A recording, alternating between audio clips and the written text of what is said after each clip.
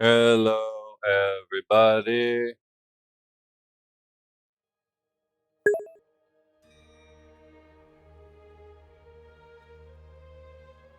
Today we got D&D.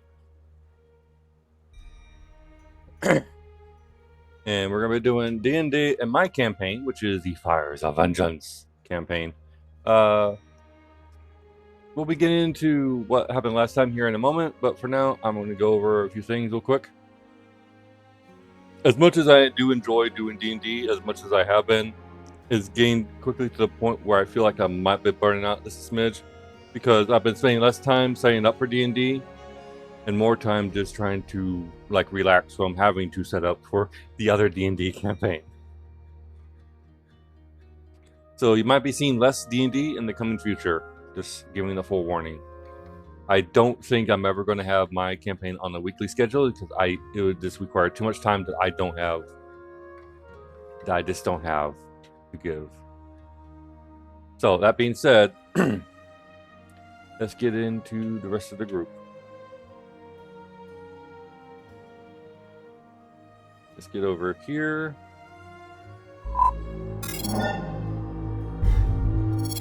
Also, another forewarning. All redeems are turned off. That includes all the stuff they can throw at my avatar with. That includes all sound redeems. That includes all Tangier redeems. Because the last time I was doing a special event, somebody decided to not check the room and decided to try and be disruptive while I was in the middle of hosting a game show. And I had to literally wait in the game show. I had to cause the game show to take longer because I had to bop it so that people could hear me without the person in my background being disruptive. So for D&D night is all focused around the D&D. It's not focused around me. It's not focused around hitting me. It's not focused around the interaction with me. It's focused on folks just listening in and watching D&D. This is not an entertainer stream. This is more of a I want to watch some D&D night. That's what this is. All right. That being said, we can get ready to start. If you want to have somebody to throw shit at, you should go to Dobie, not to me. All right. I mean, it would be a fun thematic with what you got going, but we're not going to reveal your secrets. Welcome back. Oh no, I'm going Blade Dancer. Oh my goodness. Ooh. All right. You're gonna do Blade Song? Oh shit, let's go. All right, we are live and we're recording before we get to the gem back, because I know exactly what they're gonna say. We had quite a few things that happened last session. It was like there was almost hardly any combat and mostly this roleplay. Which is ironic to what happened yesterday in the other campaign. Listen. Over on twitch.tv/AsterPolaris. Listen. What? It's not our fault that Kiyoshi doesn't know how to position himself properly in the D&D dungeon. I know. I poked him about that. I'm like, you realize that the session ran for an extra hour because you triggered another encounter by running away. And then I was just like, oh my goodness. Yeah. Long story short, he was on top of a room that had like two hallways next to, and he decided to go down one of the hallways while he was talking out loud and shooting magic through. And to the right of him, literally around the corners to the right of him, were a pair of undead that actually heard him, started meandering over towards him, going. Rrr. Ironically, it was one of those two undead that was the one that was used to die later. Succeeded its con saves every turn. I still have PTSD over that. All right, before we get into the recap, I believe we have a message from Jim back. Oh no, here comes. Prepare your ears. Oh, they're They're muted. currently muted. Yep, they are. I think someone came in. It is possible. I could say it in their place if you want me to. Storm Eater is typing. Fuck Wizards of the Coast! Fuck did you- Wizards of the How Coast. did you make that text bigger? Oh, it's the pound sign. Wait, you can do that? Yeah. My rage dot. Potato. Potato. Also, I now have thought of a lot better idea what's going to happen to Tatsuo, but his fate is basically in the hands of the party, so... All I'm going to say is... Actually, no. Leave it as a surprise. Leave it as a mystery. We'll find out. We'll see what can happen. Yeah, I It's don't know called, how. I don't know how he it's made called- that text so big. It's called Tatsuo is going to start eating snow. He's going to ask Simon to use prestidigitation on it to make it taste like sushi. All right, I mean, hey. we're already a Yeah. bit behind. I do want to have us go until at least the session is going to be lasting until either 7:30 or 8 o'clock my time. Won't be as long of a session tonight, mostly because I had one hell of a long session yesterday, unfortunately. And Why must we suffer for your misfortune? Give me long sessions.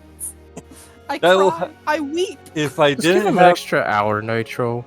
if I didn't have to DM for like 5 hours yesterday, I would say yes. Do you want me to I take know. over the Come on. combat for my campaign so you don't have to do it anymore? Well, the problem is that I have to for the area you're currently in because you don't know what's coming up. But it also didn't help that Kiyoshi ran into and started another fucking encounter. We'll go until 8:30 as a compromise. There, I love you. I like that better. Mwah. That's all you have to do. I'll buy you a donut. But to let everybody know, this is something that has been going on for a while. Once I am done with the dungeon and Aster's campaign, I am probably going to be taking a break from D&D for a little bit because I need to revitalize my juices. Is the good way to put it. Decompress. Yes, decompress.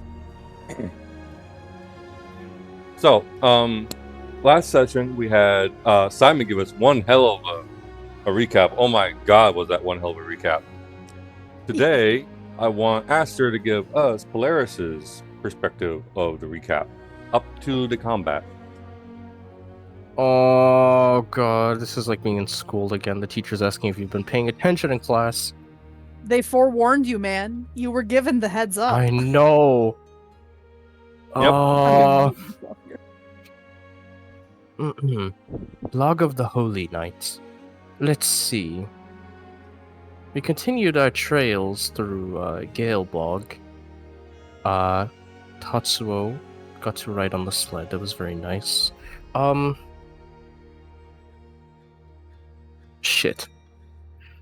I had a moment of recollection as we set up camp for the night after dealing with a lot of those undead skeletons, I believe they were called. Didn't really find anything notable other than the fact that they were rags of bones. We had set up camp for the night. I had a discussion between Dorgid, had an intercation with Cunning Talon, a short talk with the one known as Stormeater, and a bit of respite between myself and Simon, or a moment of respite between myself and Simon. Tatsuo seemed worried about the group's drifting, or sort of just. Tatsuo seemed worried about the group's sort of drifting, meandering consciousnesses. However, a sigh of relief when he saw myself return to the camp. Curious to ask me about what happened. I explained to him how my faith started to feel like it was wavering a bit, and I was seeking guidance, not the cantrip, open parentheses, end parentheses, from Lord Bahamut himself to give me direction and purpose. What do I do with this group? What exactly have I gotten myself into? Repurposing the idea of what it means to trust creatures of Faerun, what it means to believe in oneself, and thus being able to believe in others. But with some of my confidence and faith rekindled, I decided to put lesser worries or personal concerns behind me and shift my focus to my main mission, the one thing I came here to do in the first place, to get Tatsuo back to the Silverwing Corp and back to Legato. Still, and then he puts this down in like his extra notes, still unknown, this red draconic spirit inside of him. We still have yet to really discover what exactly is connected to him or why, but we know that the reasons aren't good. The origin for the spirit seems to have a source of magic that seems to pull from the realm of Avernus? Avernus, yes. Yeah, Avernus. Hopefully I'm hoping that doesn't lead to anything too nefarious for dear Tatsuo, but he seems to be maturing by the minute. I almost had a dream last night where I thought I saw him sprouting wings from his back, but I woke up to realize that he still looked like the same fluffy kobold he always does. Although my dreams were suddenly interrupted, as it doesn't even seem like I got a full night's rest, as our caravan seems to have been ambushed by a group of barbarians, of which I don't remember the name, but Polaris probably remembers the name of what they were called. Ungabungas. I believe we just know that they're barbarians at the moment, I think. Oh, okay. Suddenly, he crosses out a line as he's writing down in his notebook, and then erases a small part to write in different text. Oh, that's right. Caravan was ambushed in the middle of the night by a group of these Neanderthals, we'll call them, looking to, I guess, ransack or ravage our goods, our inventory. Of course, we don't take too kindly to that. It seems like the one thing we can all agree on. And decided to show them some of our own hospitality. And not sure what the future will hold, but it seems for now, this group is like a fine wine. You're not going to enjoy it on the first sip, but after a few sips, you kind of get used to the taste. And then it's not so bad. You end up actually starting to like it a bit more. It's an acquired taste. I guess maybe that's how I need to handle my interactions with folk in Faerun. Better to know for the future. End log. Black. That's Tatsuo going black. He goes black. Bah. I also forgot I cast guidance on my last turn in game. So I'm concentrating Oh my so I'm concentrating on a spell legally. Simon! You are more addicted to that than Nubbin was to his machines. Jesus.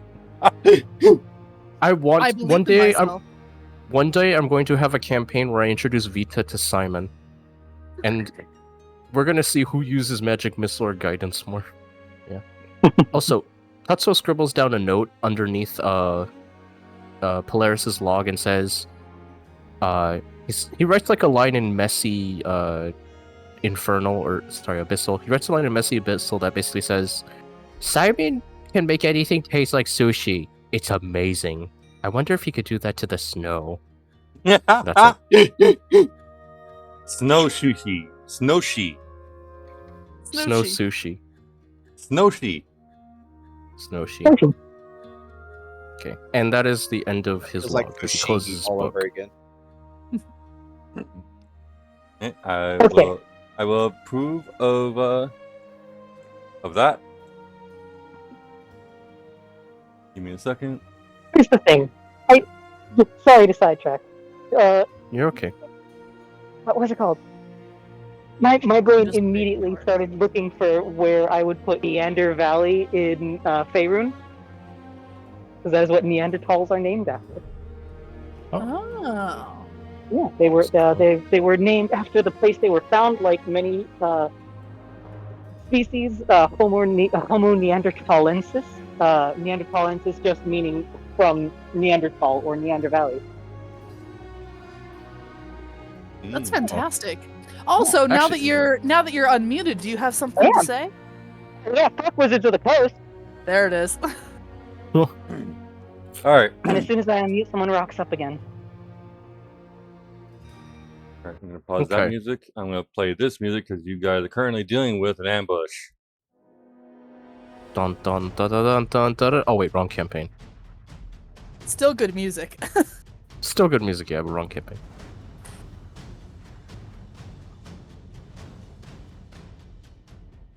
All right, you guys were in the middle of fighting off against a group of unusually appearing enemies, where they pretty much looked like humans, but they were horrifically frostbitten, but didn't appear to be hampered by the cold whatsoever, wielding morning stars or flails that are made out of this evil-looking black metal or crystal. It's hard to tell what it is from a distance.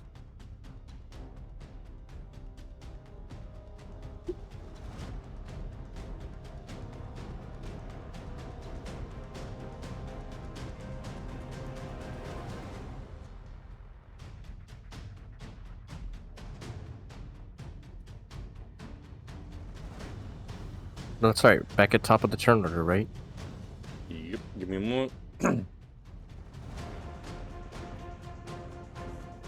I believe the last time we left off, I ended with a guiding bolt that I whiffed at that target, and now they're marked.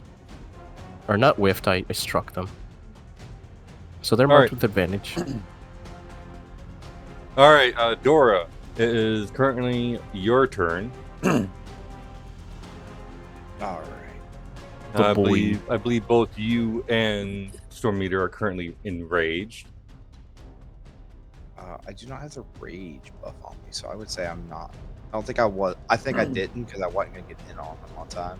But now I can rage. No, you raged. I see right here. Yeah, I had to reapply my my things, so God, this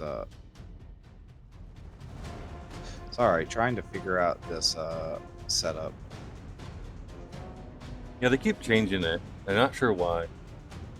I can't access my equipment. Feels like that's weird. Oh, there it is. No, we'll use this to show that you are. Rajaying. Yeah, right. Yeah, There we go. there we go. Got it. Blam, blam. Hey there, buddy. Raggy. Hey there, bud. We're gonna smack him with a Our shatter. age. Shatter. And we're Ragu. shatter. Hey! I want. I heard s- Oh, nice. That was the first attack roll too. Also, Starting off I strong need with the nat to- 20. I need to do a thing as well in the future where I will. Actually, I'm going to do it right now on your character sheet. I'm going to automatically include the Rage. rage damage on all your weapons. That's fine. My second attack will also be on him. Does a 17 hit? A 17 does indeed hit. Perfect. 10 damage. You 12 damage actually 12 damage. My bad. because of your rage bonus. All right, comedy. Comedy, who's very out of range, is gonna try and shoot that one at disadvantage. Go for it.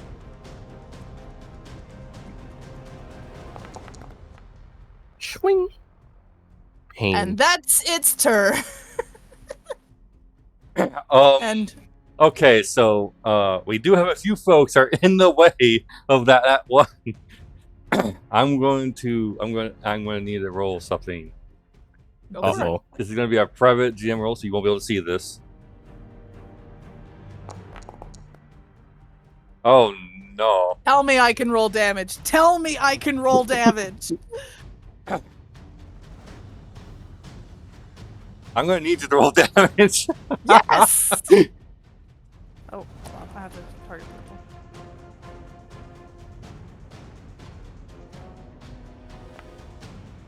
Oh no! Mm-hmm. Okay, it says I cannot roll the damage. It's a d6. Hold on. Yeah, So that is 5 and 2 is 7. Why can't you roll damage? Give me a second.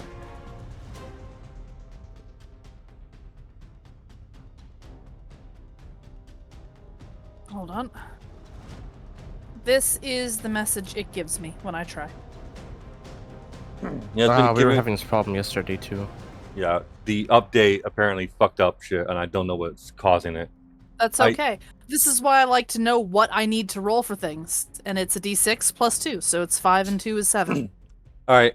Unfortunately, because Aster's back is turned, he does not see this. The arrow hits him in the back for 5 damage. 7. Gotta 7. remember, there's 2 extra in there. It's a So you d6 get plus 2. so because your back is turned, you're not aware of it, so you can't actually catch the arrow or dampen it with your deflect missiles. So you just suddenly feel something just Wrong tank campaign. You that's right, wrong campaign. So you just feel That's so Polaris just feels something thunk into his shoulder from behind. I'm gonna look back. Oi! Do I look like a Comedy's- target over here? Oh, he's smiling mask face as he knocks another arrow. I calmly pull the arrow out and just shake my head at him and turn back over. All right, tragedy. Make sure it sir. doesn't happen a second time. Second one. Yes! Oh my! How? Did you get through at once? I need to roll. I need to roll again. Give me a second. Literally the second I turn back around. Fortunately, Oh, it doesn't that's hit. It doesn't hit anybody. Oh, okay. You see The the first one arrow. was an accident, darling. The The second was one because you told me fucking not whiffs to. by me. The second arrow actually thunks into right here, or the bolt thunks right there, right next to Dorgan's foot. Tragedy looks sad at this, like this was a tragedy. All right, it's this guy's turn.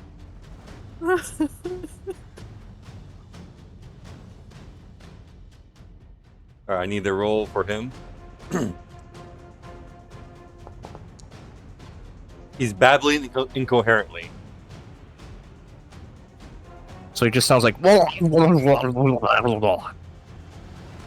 You see him just banging his fist against his head. These creatures do not like. These people do not seem right in their minds. Simon, Okay, how far away from these things do I need to be? Okay, so quick question. First off, do we round up or down? So if Down. half my movement is to stand up, okay, so I have 35 movement, so it might as well be 30, so I would have 15 feet. 5, 10, 15, and I am no longer Perone. Perona. Perone is 80 feet close enough for me to make an Arcana check to try and determine what this material on their mace is. You would have to be within 30 feet. Okay, then I will use my action to dash. Okay, so that would put me 1 diagonal to there. Okay, next turn I should get there.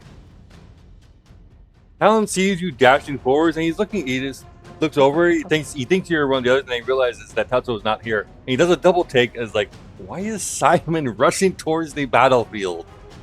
All right, this guy. I also need to roll a 1d6. This guy will actually run through your spiritual weapon because Spiritual Oh weapons. shit! I forgot about it. Yes, you Fuck. did. Unfortunately, the Hold on. unfortunate thing, the ruling that is different in actual D&D from Baldur's Gate 3, because I view Baldur's Gate 3 as a fully homebrewed campaign, is that spirit weapons can neither be attacked and they cannot benefit from flanking. But flanking doesn't exist in Baldur's Gate 3 anyway, which annoys me immensely. All right, he is going to focus his efforts on Storm Eater.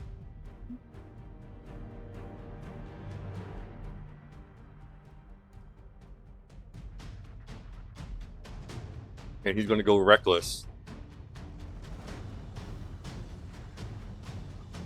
And he makes 3 attacks.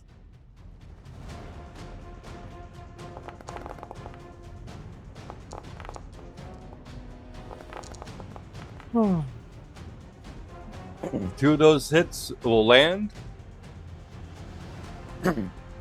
I'm going to require Stormy to give me 2 Constitution saving throws after I roll damage. I think they got a 21 and also a 17. Just to match the rolls there. Mm-hmm.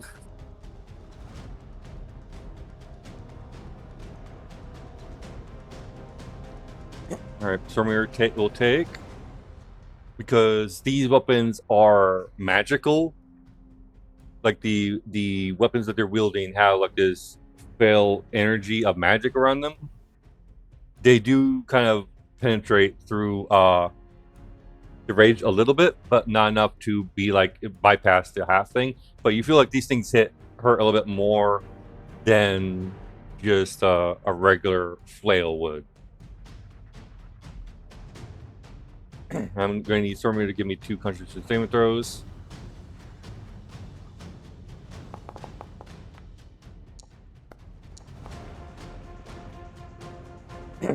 Oh, an 18. Storm Eater is unfortunately poisoned. Oh.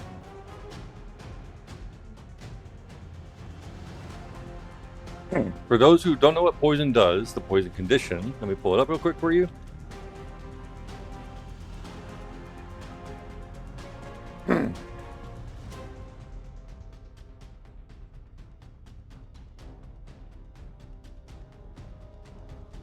If I can find actually the right site that gives it to me instead of, oh, hey, you want poison? You want poison items? No, I want poison condition. A poison creature has disadvantage on attack rolls and ability checks. This is the one that I use. It's pretty quick. Cough 5e.tools works really well. Cough, it has everything published from Wizards of the Coast without having to go through any Wait, Wizards question of the Coast from situations. wait, Cough. Then finish, wait, please. question from last time. Did me and Simon both activate spiritual weapons, or was it just Simon? Because I only see 1 token.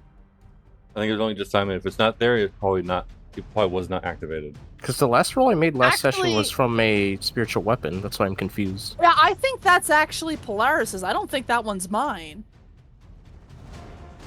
13 days, 21 hours ago, I did a spiritual weapon Yeah. attack. That is yours. I All think right. that's mine. Yeah, in the future, don't interrupt somebody when somebody else is talking. Let's see. Okay. My apologies. I'm just double checking a few things. Give me a second.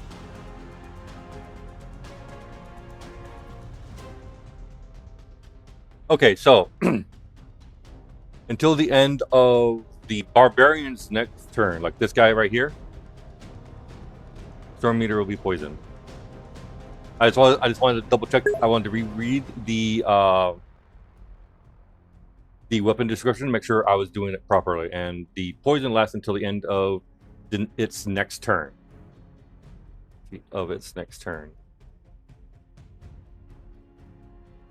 Oh, until its next turn. It basically means until the end of Gorthresh's next turn, he'll be poisoned. Okay. All right, that'll be his turn. The bird's turn. The bird.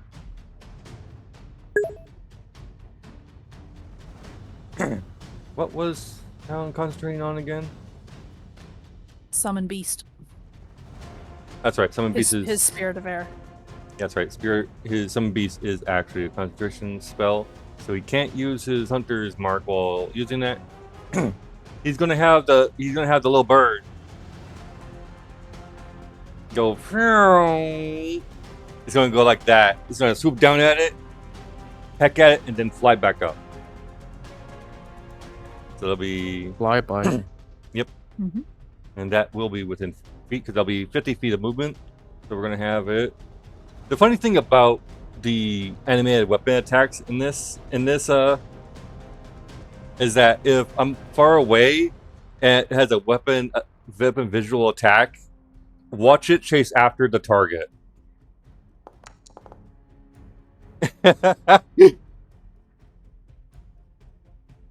It'll actually chase after the target. I already know that will hit. These guys do not have high hit points.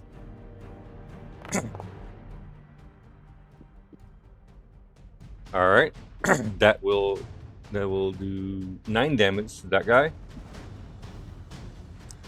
Block, and then Talon's going to. What is Talon going to do? Well, Talon's first going to. I'm first going to go over to select Talon, not that select. I'm going to select this select. I'm going to select Talon. I'm going to have him fly 5, 10, 15 feet forward. And then he's going to aim at that guy as well. Because he has the flight advantage. Because he is flying, he will have advantage on this attack roll. You see him pull out that pistol that he had.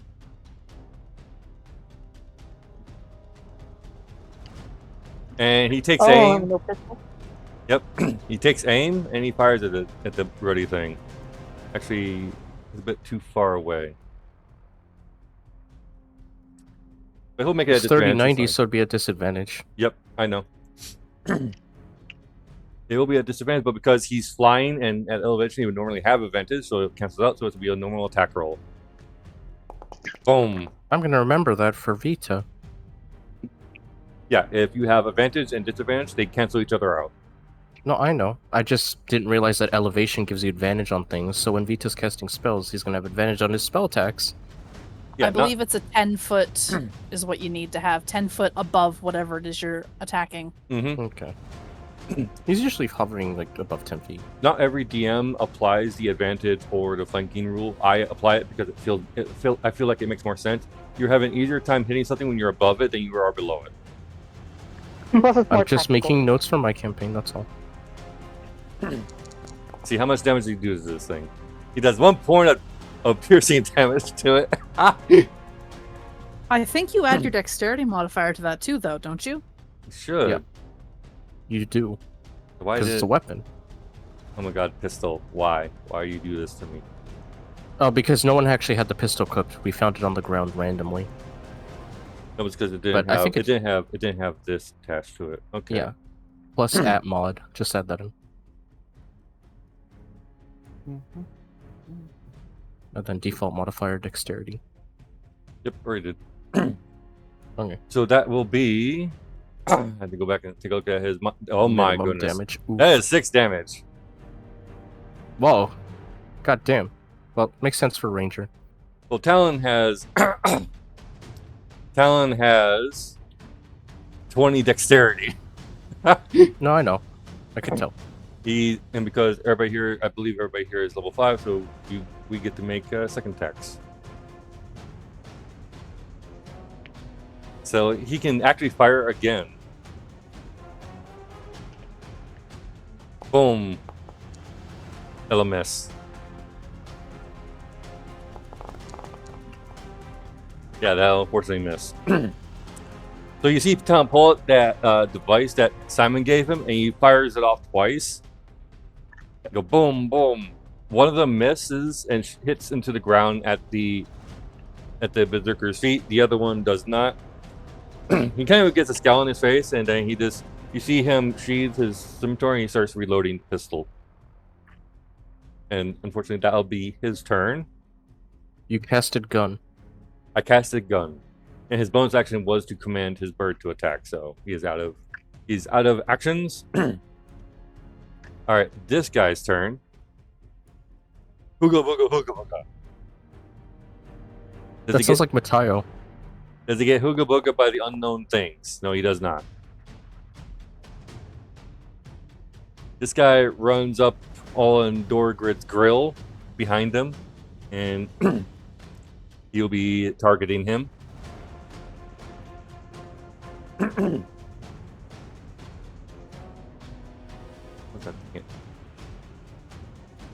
I hit the wrong button and I sent myself to the Shadow Realm.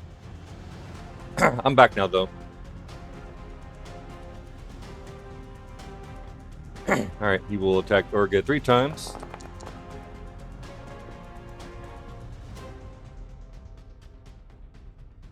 As I re-select everything.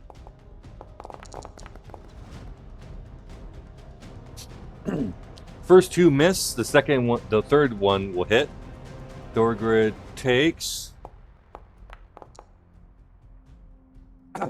You take half of 8 damage, Dorgrid, and Dorgrid makes this Constitution saving throw at advantage because of his Dwarven feature.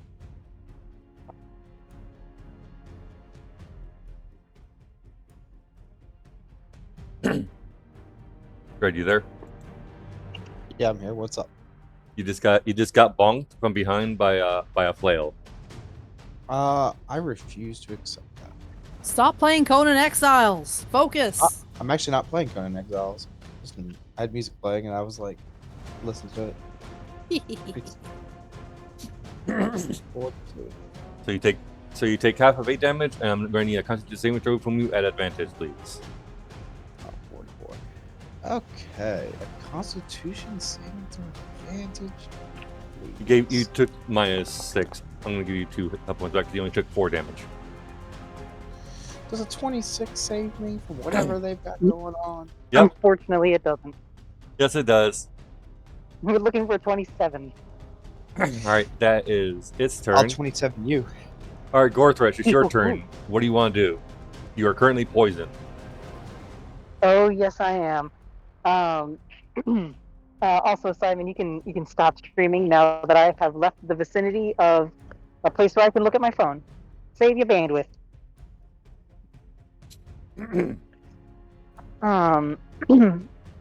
Storm Eater, like as soon as he takes the hit and starts feeling the, poison work its way through him, he'll like I said, he'll lurch forward and Great Rock, watch for their weapons. Something is affecting them.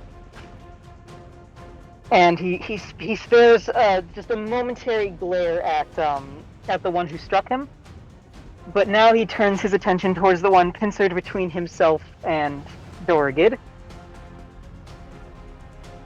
I don't like attacking normally, so we're gonna bring this back to advantage with a reckless Great Weapon Master. If you're attacking the one between you and Dora, you have advantage. You have flanking bonus. But poison gets rid of that if I'm attacking at disadvantage, right? Yeah, but I don't think you can apply 2 advantages to cancel one. You can't. Once you have one of each, they cancel each other out. You can't stack them unless the DM says otherwise. Yeah, I don't use that rule in here, so it does make it normalized. Well then, we are just gonna hit this guy normal style. Except not normal style. I lied to you. We're gonna hit him Great Weapon Master reckless. I will let you keep your reckless because you have advantage either way, and it will cancel out because your weapon attack, your poison, blah blah blah. You know, everybody knows. Yeah, I'm so sorry. We literally just established that reckless doesn't work, so I don't need to use reckless. I'm so sorry. It's okay. We understand you're doing it at -5 to hit, +10 to damage. Yeah. That will -5. That'll be a 17. That'll still hit. And I have a feeling I already know how this is gonna go. So let's just do it that. He did. He super did. All right. And you know what? Let's play with that feature that I forget exists every single time. And before I take my second attack, am I able to bonus action smash the guy who hit me? You can. You still have one attack left. Oh, you mean Huh? ping them with your storm aura?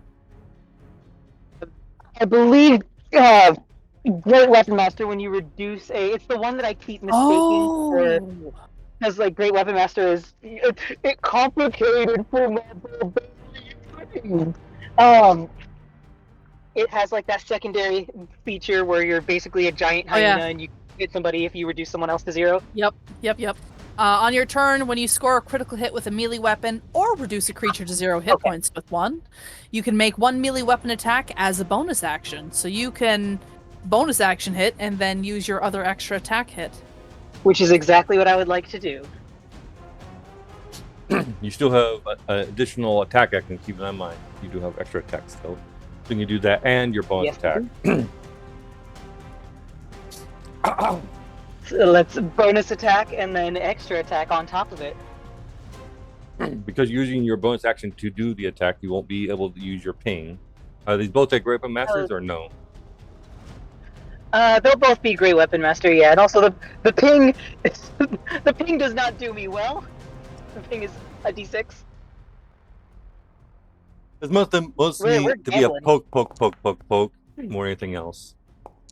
Yeah. It mostly helps with like the stuff that already hurt people, like Toll the Dead. All right, give me a second. So I saw a net run in there. Okay. All right, that one will hit. I'll go over because you did nat 1, so I'll be going over that here in a moment. Oh no! There'll be 20 minus 24 damage. He's still up. As you swing down with your bonus action attack, the berserker stands out of the way, and you overextend with your strength a bit too much, and your axe literally impales itself into the ground about a foot deep. You feel it hit like solid earth, and it is currently stuck in the ground. No, the permafrost! So on your next turn, you're going to have to use one of your attack actions to try and pull your axe out of the ground. Unless you want to try using a different weapon in your inventory. I'm gonna save that. I'm gonna keep that under my hat for now, just in case. All right, is that your turn? That is my time. All right, Polaris. I want to try something, but I'm worried it might get taken the wrong way. So I'm going to have him roll a wisdom saving throw to decide what I'm going to do with him. Oh! Okay. Huh. It was just an arrow. It's nothing. He smirks. And he's just going to, like... He enters good guy Greg mode. He's just going to walk up 5, 10, 15, 20, 25. And he's going to touch Storm Eater. Not inappropriately. He's just going to touch Storm Eater. Yeah. With a nice little thing we like to call Lesser Restoration. And I make you feel better. Oh, the poison's already gone. I forgot to mention that. Like, the poison evaded at the end of his turn. What? You didn't specify that. Oh, yeah. I said before my turn. The poison should have, like, evaded. I just completely forgot that he was still poisoned at the time I ended this turn. Okay, then that shouldn't consume my spell slot. No, it will not. I will not allow it to consume your spell slot because it didn't need to be taken. Okay. You also don't need... If you also wouldn't have had to move forward, you don't have to have him move forward either. Yeah. Well, the problem is I don't remember where I started. You started about here. I thought it was more like here. I think I used about 25 there. Nope. It was 25 feet away. I was measuring because I was going to move 20 feet up, and that would park me next to Polaris. Okay, so here. Fuck. He's gonna shout to Dorgid and Gorthresh and say, I could probably... Can you two tank a hit? Or would you rather not risk, what's it called? Collateral damage. I'd rather we avoid friendly fire if possible against an unknown enemy. As you say that, he looks over at Simon and squints. Simon just looks innocent and holds his hands out like, I didn't shoot you. I don't have a bow. What's talking about? my health looking like? Your health is pretty high. Barely injured. Okay. Whatever is necessary to put them down. Oh. Are you sure, Storm Eater? I can take him down, but I don't want to hurt you. I will be fine. Dorgid? I'm fine. He's asking you icily. He feels a sense of trust from the barbarian, so he's going to take the risk. So first off, I'm going to use my bonus action to make a smacky with my spiritual weapon. If I he's want to asking smack you, for a the boy. he doesn't respond. All he hears is yelling. Say that again? Sorry. If you're asking him icily, you don't hear anything but screaming from him. Oh, that's right. He's raging. Okay. Yeah, you know what? They should be. I will pray that they'll be okay. All right, roll for your spirit weapon attack. Yeah, I think we can do that first. I also purge this because it's not valid. Yeah, spirit. That's spiritual. the spirit. Says Oh Simon. my! I'll believe that they'll be fine. That's the spirit. No. The spirit We're gonna weapon pretend like that whiffs. didn't happen. Fortunately, nobody is around it, so it can't like do any kind of friendly fire thing. And we ruled that in anyway because of the way. No, that's that not what he was gonna do as friendly fire. No, I'm just talking about the nat one. Oh, okay. He notices the two barbarians raging. He's gonna take a risk on this, as well as to also test the waters of trust in his party, I guess. You start to notice that he kind of hones his anger on something. Well, Storm Eater's not able to look behind them, so they don't even notice. But the sky, there's a bunch of clouds that start to form in the sky as it starts to darken, and he decides that he's going to cast. Holy shit! Don't place the template because it will place down effects that I cannot remove. Okay. I'm not going to place the template, but I'll tell you where I'm designating the point. Right there. Because the spell specifies that anything within 5 feet of the lightning bolt has to make the dex save. Well, this one's already dead. Oh, is it? Okay, then actually, if that one's dead, I'm going to do it here then, on my spiritual weapon. Or, yeah, that'd Yeah, be safer. Because the bird is up in the air, it'll be out of the Or- range. What's a safe? Okay, I'm going to go with what Simon says. That seems like a safe spot.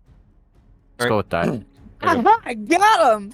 So you guys see, Simon says. you guys hear this crackle of thunder, and for the briefest of moments, Polaris, you feel a cold steel glare staring at you from above. For a bolt of lightning streaks out of the skies above, and impacts into the ground right over there. And I'm gonna have this guy make the dexterity saving throw. Oh no, that's not it. It's not just that. Let me finish next time, please. But it's not just that. Polaris is wanting to vent out some anger, so we're gonna channel divinity that. Of course, this is just internal. What's it called? Self-confidence issues. This is not daddy issues and mom issues. It's not God issues. It's just me issues. See, So that lightning bolt will deal max damage. it'll be 30 That's my damage. channel divinity, He Yes. still saves, so he'll take half of that 30. which is 15 lightning damage. It does Okay. hit. Also, is it concentration or is it just? Hold on, let me Yes. check. It is Yes, it's concentration. concentration. Okay. And then I believe like anywhere in that 60-foot radius, I can use an action on my turn to like make another lightning bolt. I'm gonna try reloading Fine. on my DM account because all the symbols are coming up as exclamation marks to me now. Okay.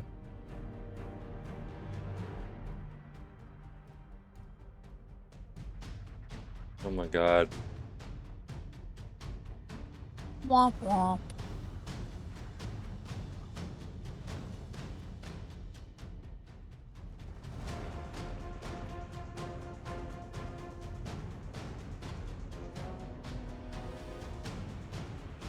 There we go. Now everything's working.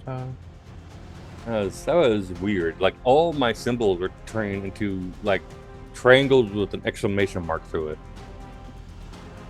The error message mark. Yep. Alright, is that alright, I'm back. Bonus action smack with the weapon, then action to thunder, channel divinity. I still have my movement. Although I guess I wanted to stay at a distance. As long as I'm within like 30 feet. Should I move? You know what? I'll move 10 feet this way. Okay. Because I want to kind of get out of the way a little bit. As I hear Simon kind of like dashing up from behind me, and I hear Talon's wings flapping in the air. It's like, I'm gonna just get out the way. Where's the... Oh, there it is. Okay, end turn. My combat tracker closed on me for some reason. If you see it does that. Okay. Alright. Dorgridge, your turn. Sorry, what was that, Esther? Oh, no, nothing. I was just mumbling. Okay. I'm fine. Alright, Dorgridge, your turn. Simple. We just swing. Does a 15 hit? It does hit. Okay. Before you Is roll he hitting damage, the one that's marked? before you roll damage, like the mark would have unfortunately already worn off, I think, because I think somebody already attacked him. Yeah, somebody already attacked him at advantage. Okay. That Okay. mark would have Yeah, I gone can remove the mark. All right, let me do a thing on Dorgrid real quick before you roll any further attack. This is something I do need to do. Give me a second.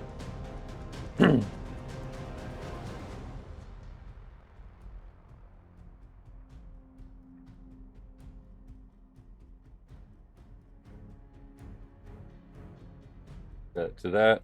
There. That'll be 12 damage. All right, go for it.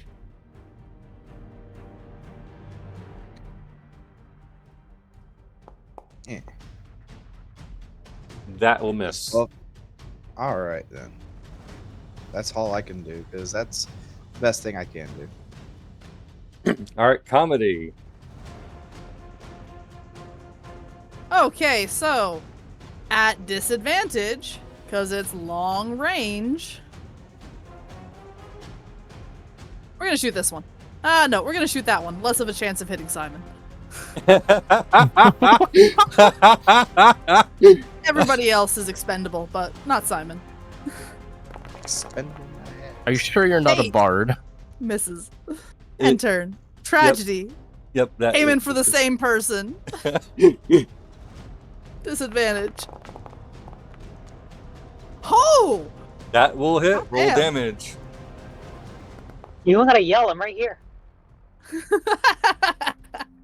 9 damage. He's still up. That's okay. I didn't expect either of them to hit at all. All right, Simon. Okay, 5, 10, 15, 20. Will it be an easier check if I get even closer? If you get within 15 feet of it, you will have a plus of your. You have a plus bonus, but getting too close, you feel like these things might turn on you. That's okay. So that was 25, 30.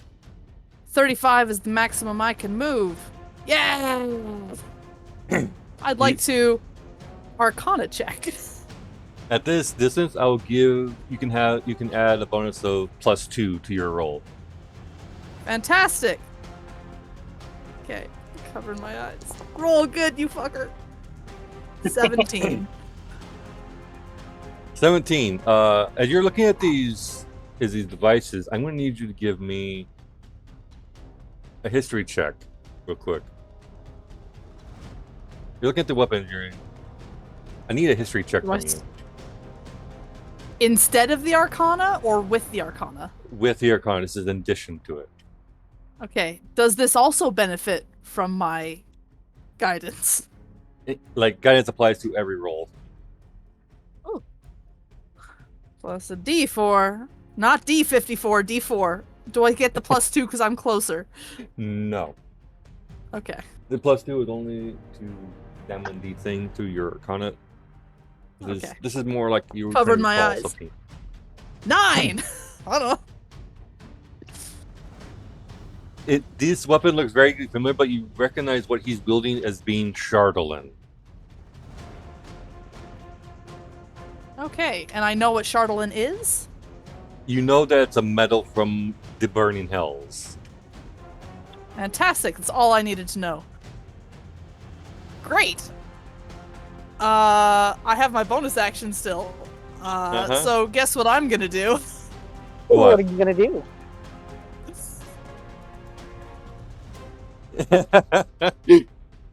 Put it between me and him, Yay. please, and thank you.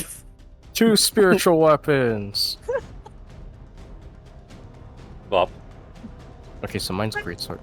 Wait, Mine Simon, is a what mouse. is what? Oh yeah, it's a mouse. Fuck. Mine is the Patronus of a mouse, and it missed.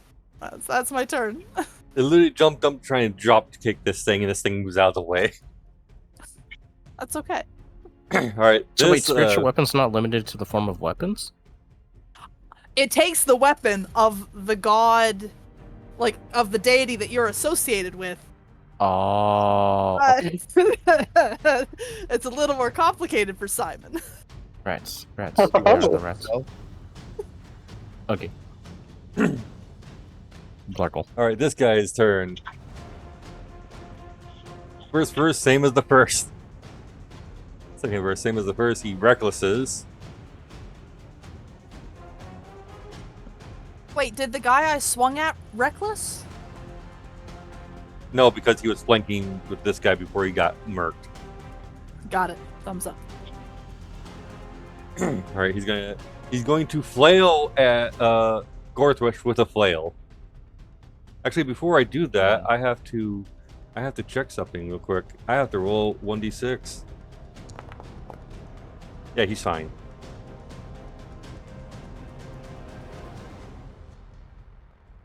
Because these guys have to roll a 1d6. If they roll a 1 after each of their turn, they start babbling incoherently.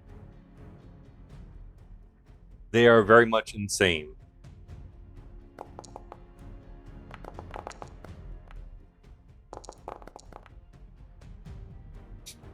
Two of those will hit Gorthrush, and he will take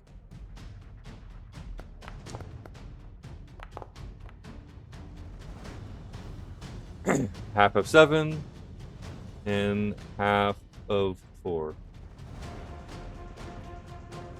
And Gorthrush is going to give me 2 constitution saving throws yet again.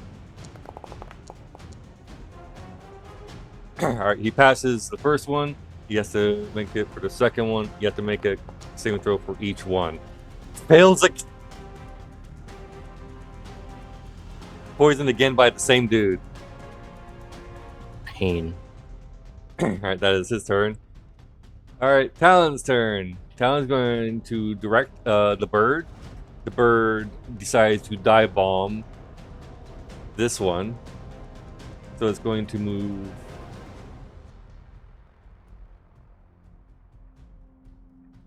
It's going to move to there. It's going to dive bomb down 20 feet, peck at him, and then fly back up 20 feet and fly away. And we're going to watch the chasing maul yet again.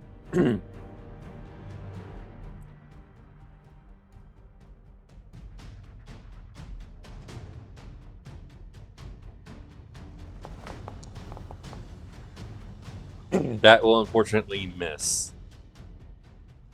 And then Talon himself is going to fly forwards again. 5, 10, 15. Unfortunately, he's still out of range. But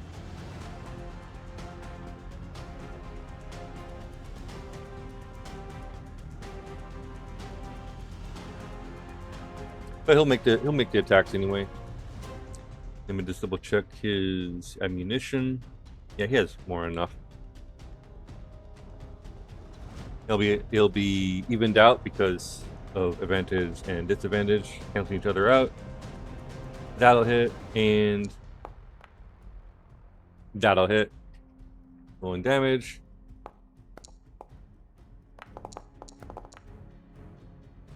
Damn. He does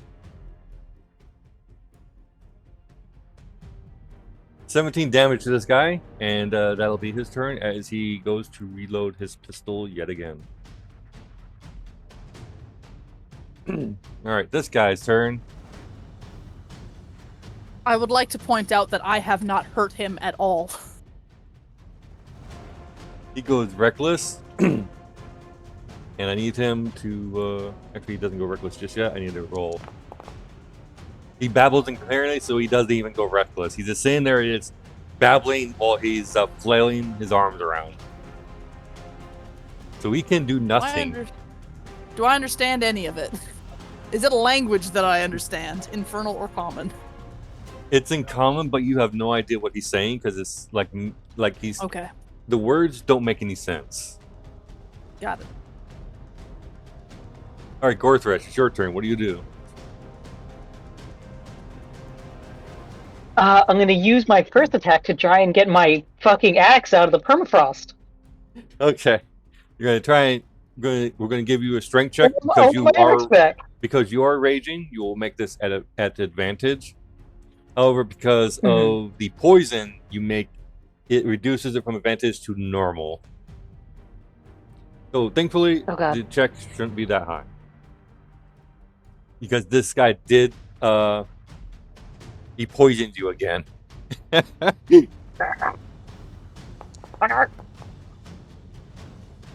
Not enough to pull it out. You wedged it really deep in there. He rolled a 12. Okay, well, having no other recourse, I'm gonna pull out the berserker's axe. Alrighty. I will de-equip that from Any necessary. Alright, just give me one moment to adjust it so it will include your... There you go. Awesome. Alright, how do you want to handle the biotongue?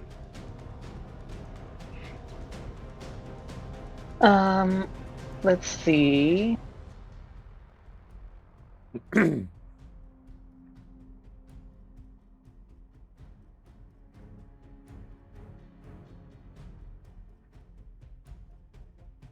I'm gonna Great Weapon Master again. Fuck this thing. Fuck this guy. I'm pissed. As you swing with the axe of the warlord, you feel like the axe sings in your hand, and you feel like this axe might be able to actually both hit harder and swing more accurately than the woodcutting axe you've been using. As this axe, yeah, but it's not my axe. It isn't, but it has a +2. Yeah, but I want my axe. Alright. That will miss, unfortunately, because it pushes it down to an 8. Because you landed on the AC directly. Alas. I'm just gonna... Oh, no, wait. I have my ping. I'm gonna ping this guy. Fuck this guy. Fuck him. Remember, it's always a free action to flip them off. I did that yesterday. Oh, goodness. Gorthar doesn't seem like the kind of person that would flip somebody off to me. Nah. Alright, I need to make Well, you don't know how many times Vita did it yesterday. Unlike Simon, who is the type to flip someone off while healing backwards down a hall. And that's if you're his friend. That's an image. Yeah. Oh my goodness. I am also now at my Lapu Tapu. Yay. Okay, it needs to make a DC 15 dexterity saving throw or else take full damage from the ping.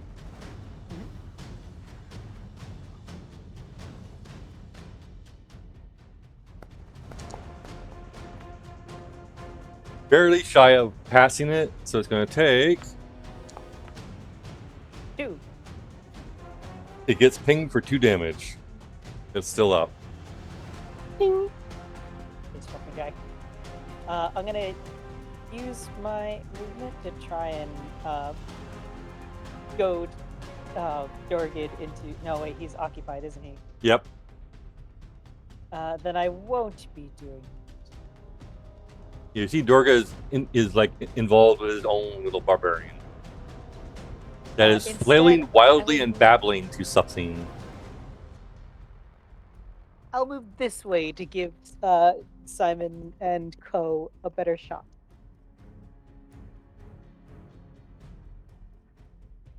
Well, that's good. Where is it?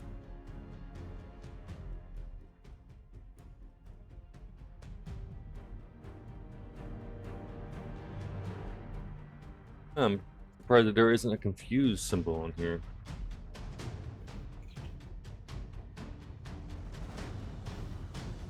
People so rarely utilize the confused condition. They do. Is that your turn? Yes, that's my turn. I'm sorry. Go ahead and hit the end turn button. I think confused is the one condition that a Tarrasque is not in. All right, Polaris. I am the storm that is approaching. You are the blargle that's gonna blargle. No, I am the storm that is approaching. Okay. Not the So- storm that is here. Oh no, you're right. I am the storm that is here. Fuck. Present tense. Yeah, we need you here, not on the way. Okay. No. First things first. Spiritual weapon. I'm a spiritual weapon. That. I mean, before you, I believe your call lightning, you can use your bonus action to also activate, or is that an action to use your call lightning again? All lightning is an action. It's an action. It's an Okay. action on subsequent turns. That's why I'm gonna do spiritual weapon first. All right, go for it. Have it try and bonk this thing. You're gonna whack it. Oh wait, that's an advantage. Fuck. Yep, go ahead and roll that again once more time. I'm gonna roll it normal. 26. That- Finally, it hits. That will hit. Roll damage. Let's go. 10 force damage. Clank. It's Just still giant up. greatsword just cleaves it diagonally in the back. Okay, and for my action, the storm is approaching here. That is to say, lightning bolt. Be lightning the light bolt this guy. All right, plop it. Without placing down the template. Oh yeah, activate the spell without. Yeah, I can do that. I am the storm that is here.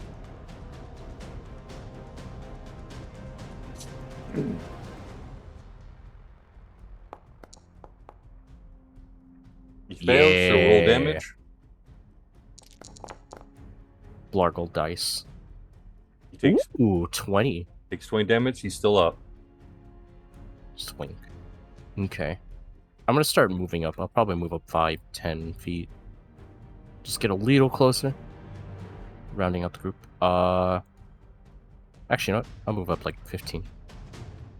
Enter. All right. Door grid. Swinging. Go for it. Schmack. Reckless abandon.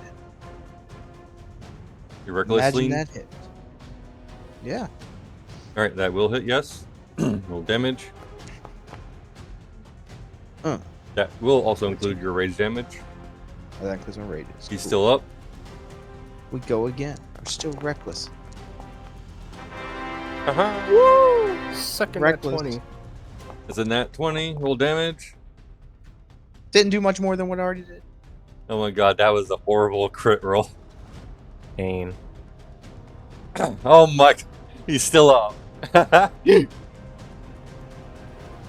This fucking guy. Reminds me of yesterday when I had like minimum to hit an undead and then I rolled like max damage. Like I rolled a freaking 9 to hit, but then I rolled like 20 damage. Is that all Dorger does?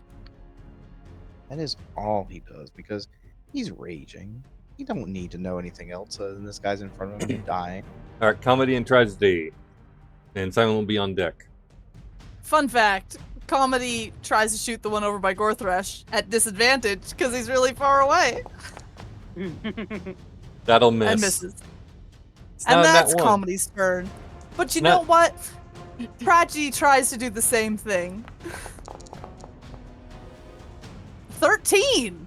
Meets it, beats Almost it. had a nat 20. Damn, Tragedy. kicking ass. That's a 7 damage.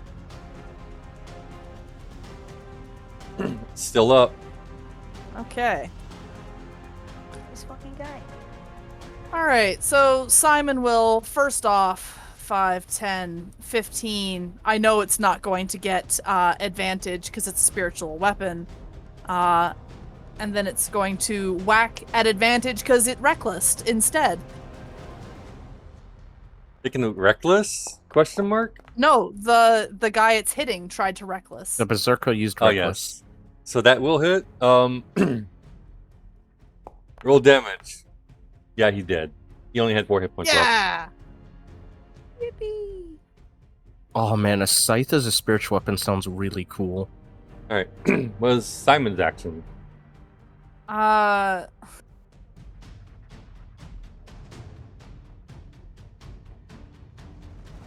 Is Simon literally going to try and whack this thing?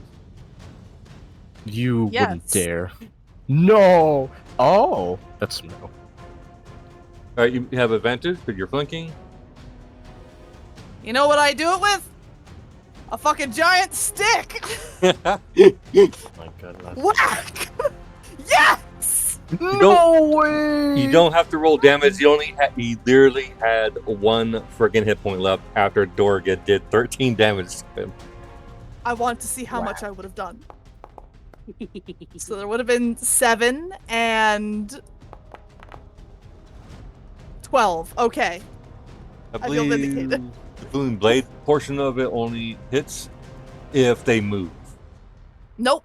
We are high enough level that I get it on both. Both if I hit and both if they move.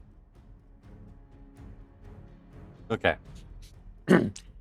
Yeah, so you thwack him, and his head literally just explodes from the lightning and thunder that just shoots through him. And he just collapses to the ground, dead. Polaris' jaw drops at the fact that the mage actually ran up and did a melee attack. Simon's just gonna look over at Polaris and go, whack. Alright, combat is over.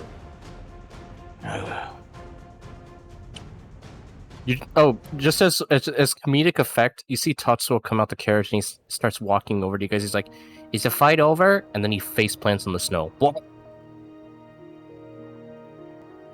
I really worry about Tatsuo some days, says Simon out loud.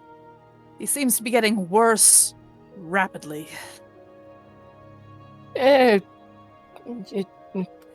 Kobolds. It's part of the kobold's personality. It's just part of the charm. He'll be fine.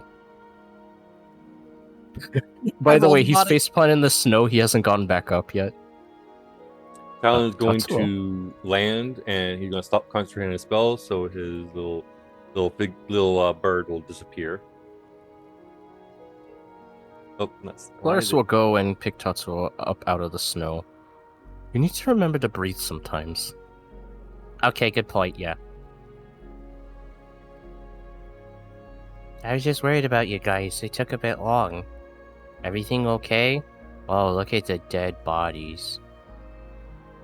Simon is just killing everything. I'm leaving a naked corpse. You see Talon examining one of the bodies. He doesn't touch the weapon, and his eyes narrow. I know what this is. This is I was about a to medal from the request a Hells, history or religion actually. tech, but... Ask her, Oh. please. What?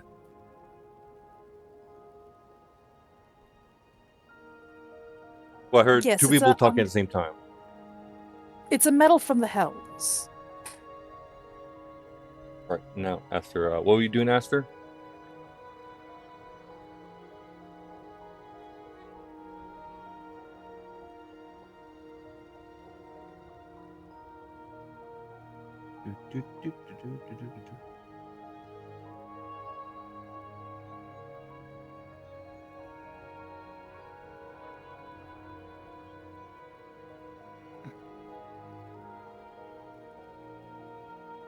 I believe they wanted to make a religion or history check, if I'm remembering. Okay, I'm just gonna go back to the carriage instead.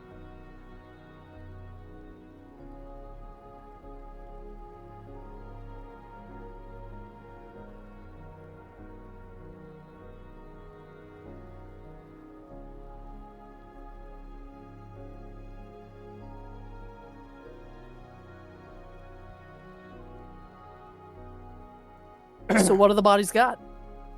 All they have is just those flails and the javelins. That's it.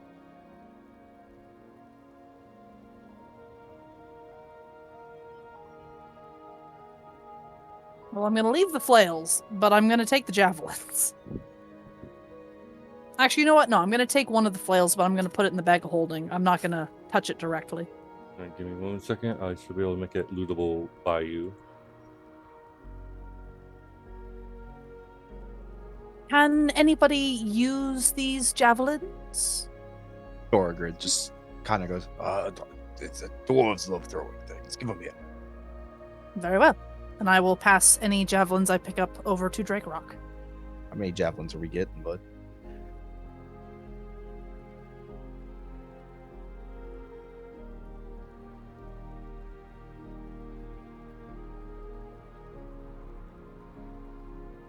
You should be able to loot them now.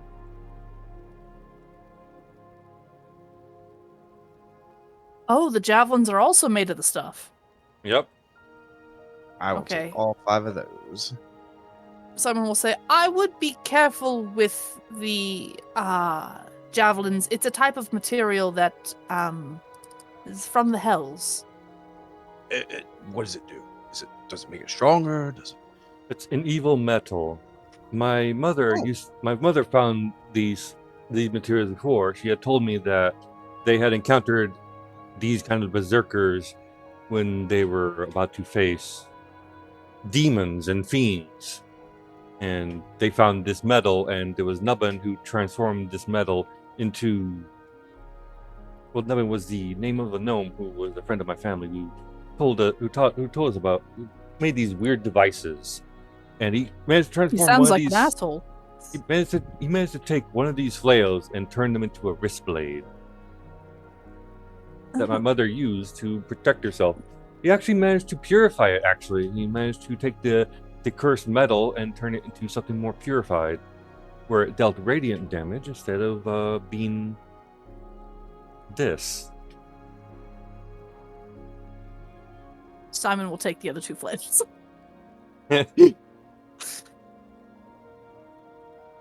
I think we are done here. If anybody else has anything else they wish to do, otherwise... Storm Eater's fighting angrily to get his axe unstuck from the ground. Yeah, you sit there and pull at it. You eventually rip it out of the ground, and it was in there pretty deep. You threw it in there pretty hard. He's just gonna give it a quick once over, look at it to make sure that everything's good. It doesn't need any immediate repairs, and he'll brush it off and then holster it back on his back. Okay.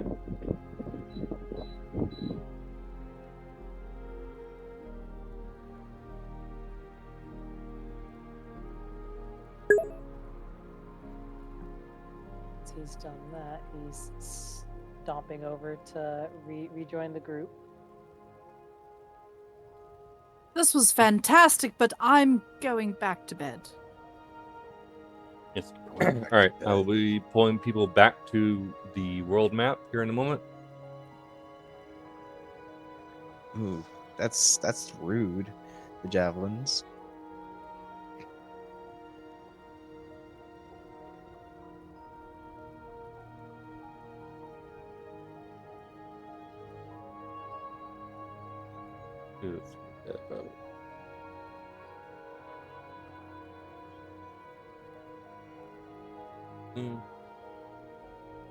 Sorry, I was looking at that object. Ooh.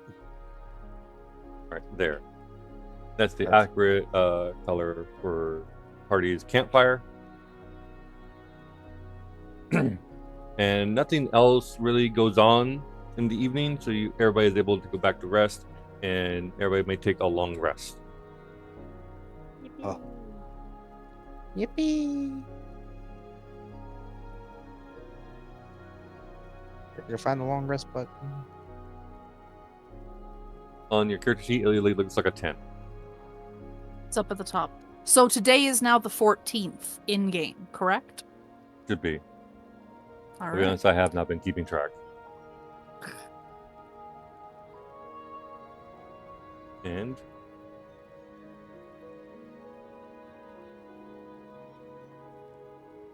The light of day comes.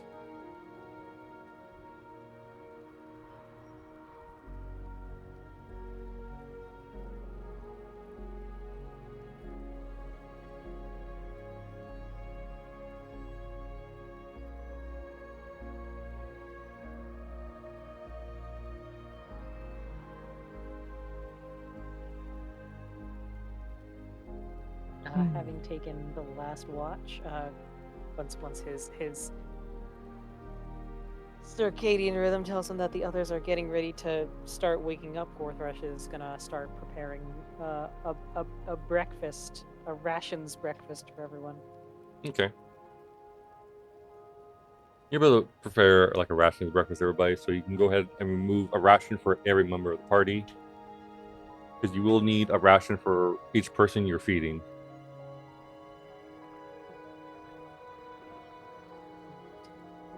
4, 5, 6.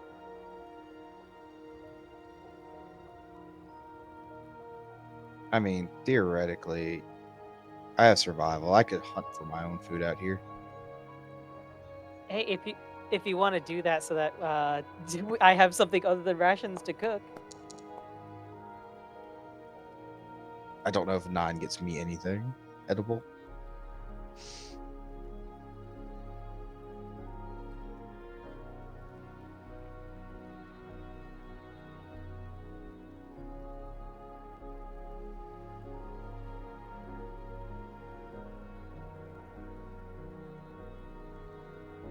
A 9, you probably don't find that much, honestly. Like out here with a 9, you wouldn't be able to find anything, unfortunately. He comes back with 2 rocks. It's like, I got some rocks. The rock solid. Oh my goodness. Alrighty. Gotta have fun.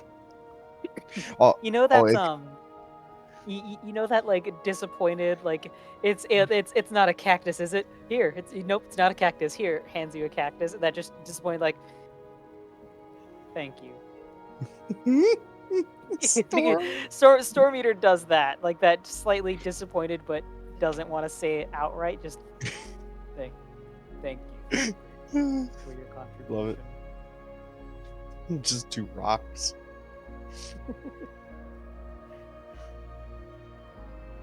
God. Simon's gonna come up in the morning and stretch and look at Stormmeter and go, Gorthresh, would you like me to season the stew? Are you offering to use your magic to enhance the flavor of the stew? We're back. Yes.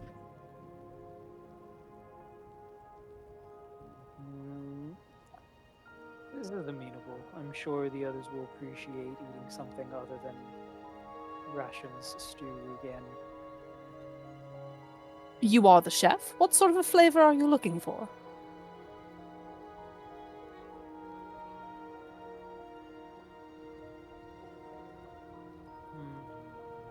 Perhaps something hearty, on the lines of an oxtail, perhaps.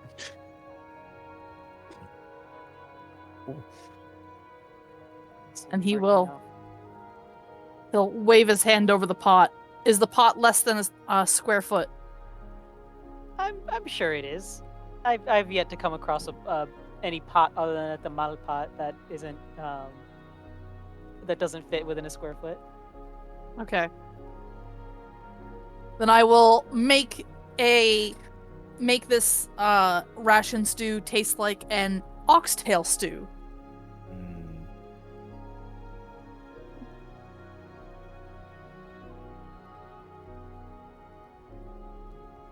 And after giving it a test, Gorthresh starts to serve the party their stew. Simon takes his and casts prestidigitation over it again, winks, and goes and eats it. I'm back. Welcome back. I had to get myself some water. So, Talon, how long until we get there? I was under the impression we were at the halfway point 2 days ago. Talon's looking over the map and checking the map that they got of Icewind Dale and checking for the additional tracks, and I have to have him make a survival check. I would like to guide him. Sure. At this point, Simon is cold and wants a hot bath. You add a d4. That'll be an 18. We should actually reach, from what I can tell, we should be able to get closer to it. It seems to be leading us towards that giant mound in the distance.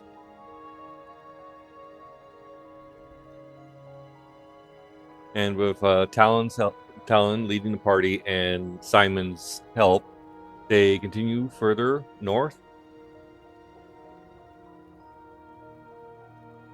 Let's see. They continue over here. They don't really encounter anything on the way here because something seems to have cleared the area of like threats. And the tracks lead up here. And I'm going to start pulling you guys to another area. Give me a moment.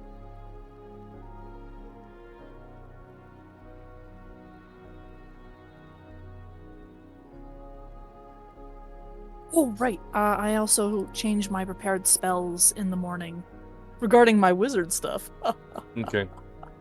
Look.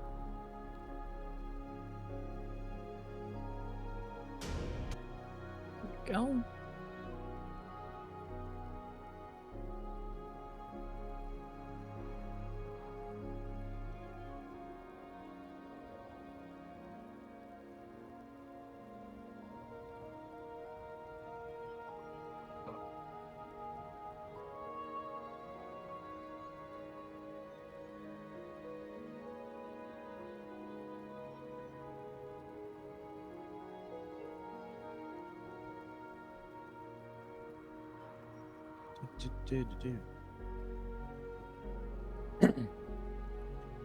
As Talon is following along these tracks, let me double check a few things.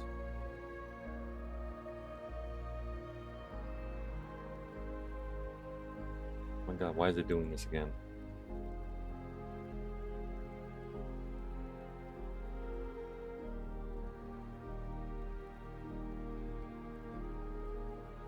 I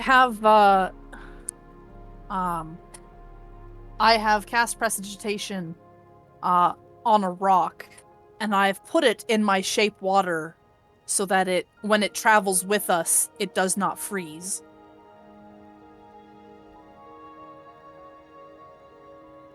So we have a 5-foot water cube chugging along with us.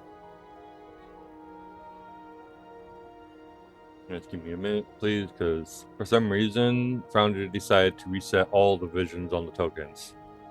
Oh no.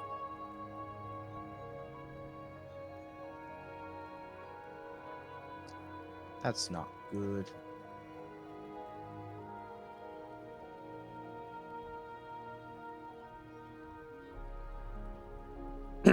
All right. We're going to get rid of that, and we're going to use this music.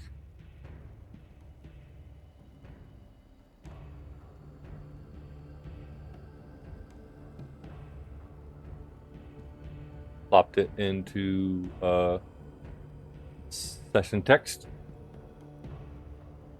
As you guys begin to make your way upwards towards the base of this mountain, you know what? I think it'll be fine without like vision here.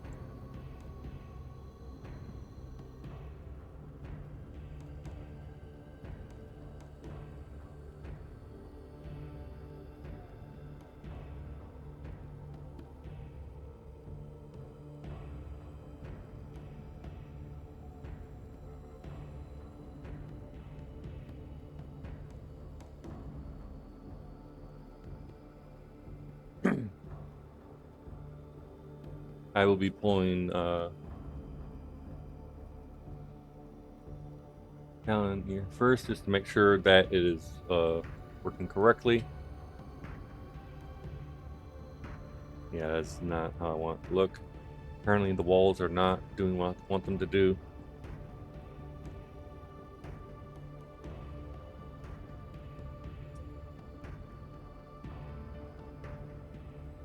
Yeah, I'm going to configure this. And fortunately, we will have to have the light turned on, otherwise everybody's just going to see through everything. And it's kind of annoying how if I have the token vision turned off, it literally allows you to see through like invisible walls, secret doors, everything. Womp womp. You guys find yourself at the base of a mountain, of the large barrel mountain, and over yonder, in roughly this direction, you can see like the sheer face of the mountain wall, and over this way, you can see what looks to be some kind of stone bunker with slits cut into the sides of the building. You do see a figure shuffling around inside through the slits because you can't see what it is directly, but you can see like light being blocked and moving, and something moving past it over this way. What do you guys do? To start with, I leave tragedy and comedy to protect Tatsuo at the sled. Also, why is the block here? Because I've brought it with me. Oh my god. It's my shape water. Oh my goodness. Just carrying it with us. Yeah. It's got a superheated rock inside of it to keep it from freezing at the moment. Okay.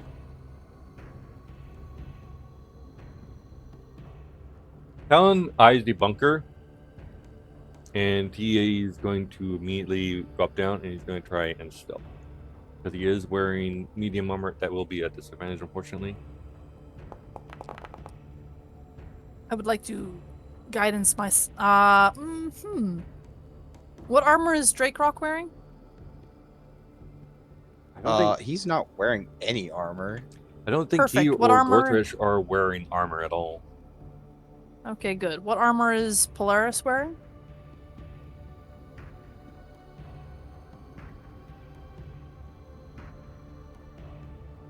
Out of Aster. curiosity. Oh, out of curiosity, DM. Seeing this, and being I'm dwarf, does this look like a dwarven build? Yes. Dwarves. Wonderful. We'll have mead before the end of the night.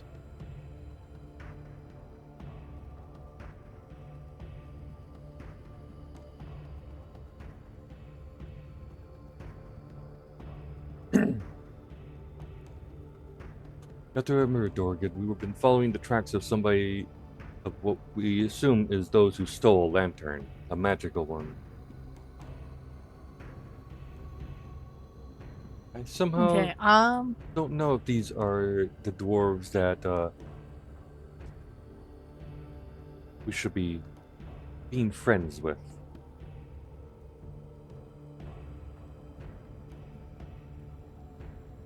Considering nearly every other being we've met in this wasteland has attempted our lives.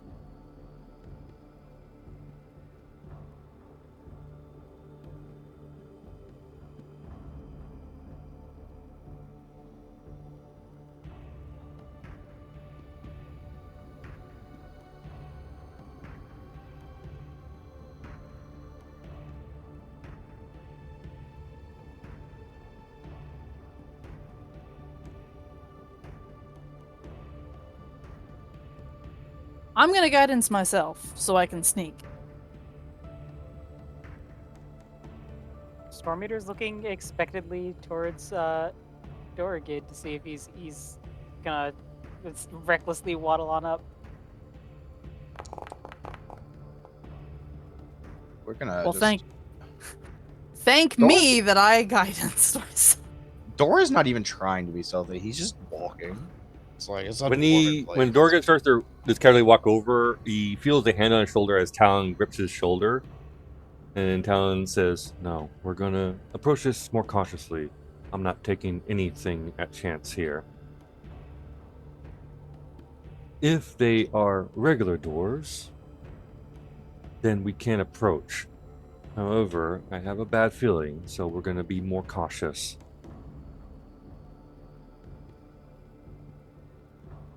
Regular dwarves wouldn't steal a lantern and run off into the night.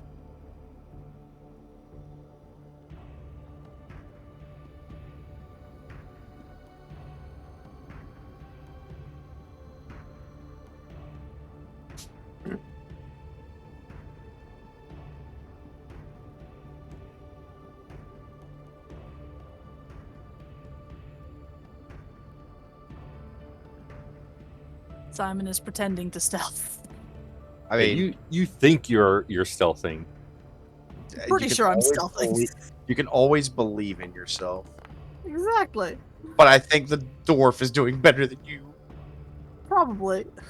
Yep, the door is hidden. What is Gorthresh doing? He's sneaking along with them. He was just watching to make sure that whether or not Drakewalk would just like wander on up before anybody stopped him. You think you're hiding. Yeah, that makes sense. I'm pretty sure I am. I believe in you. I believe in myself as well. What is Polaris doing during all of this?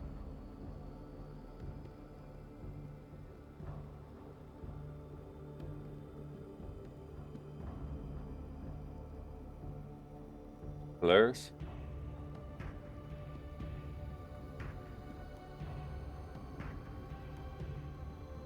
I'm gonna assume he's AFK.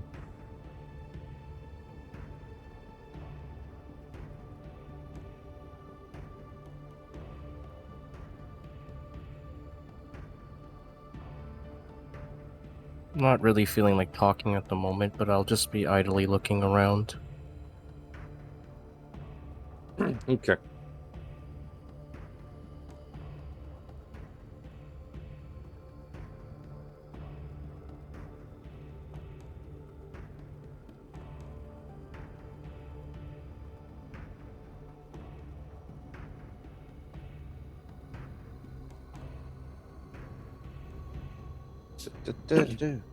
Alright, so Talon's gonna move up this way. Up to close to the cliff face. That's what Dora wants to do.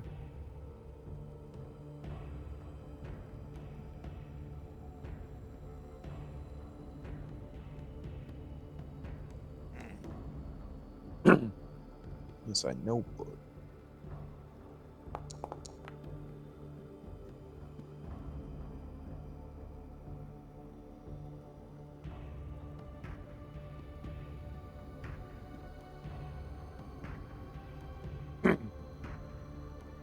Alright, Gorthrish and Simon, you both see and Polaris, so you see both Talon and Dorgrid moving up towards the cliff face, trying to keep low to the ground. Oh, that's during a short rest. Never mind, I don't use that. Okay.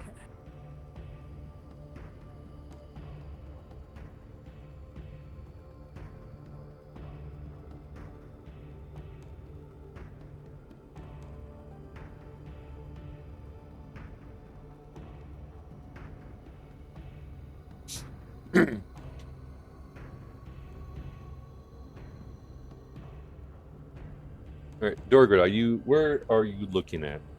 Which direction are you looking at? he's looking like this. He's watching the slits because he knows there's arrow slits for crossbows and stuff. Alright, he notices somebody actually walks through over here, that way. For that brief as a moment, you see a dwarf inside of there. However, for you feel like you almost saw like gray skin instead of tan. Dora, he's gonna keep walking. You know, sneaking along. Will Polaris be keeping up with the rest of the party?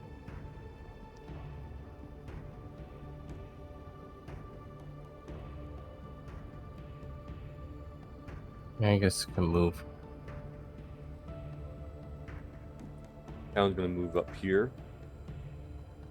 Talon's going to hold up a hand towards the rest, and he's going to gesture to his beak with a finger, and he's going to point, and he's going to hold up his hands with a D.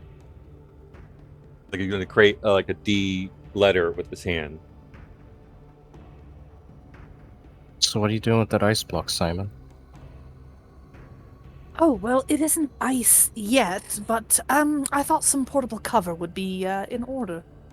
Do you need my Yeah. assistance? In what way are you offering? You asked me earlier what kind of armor I was wearing. I suppose you have some kind of plan with that block of water? Oh, no, I was going to try and help you while you sneaked along, but you don't seem like you're trying to sneak. I can respect that, and you can ask your own god for a blessing as well, so I believe in you. I don't think my god could even reach this plane, so it's probably pointless. Simon squints. I don't quite think that's true. Well, let's just see then. And he'll touch his holy symbol. I'm gonna watch. I want to tell if he's having a crisis of faith. As Aster touches his holy symbol, he does feel a bit of warmth coming from it. But he Polaris, does not Aster. feel... Polaris does feel the warmth coming from it, but he does feel like something is trying to stifle it. He feels something evil, something dark, is trying to prevent him from feeling his god's call. But it doesn't The feel... corruption of my own soul seems to be interfering with the connection to my faith. Maybe you're right, Simon. Maybe my faith is wavering.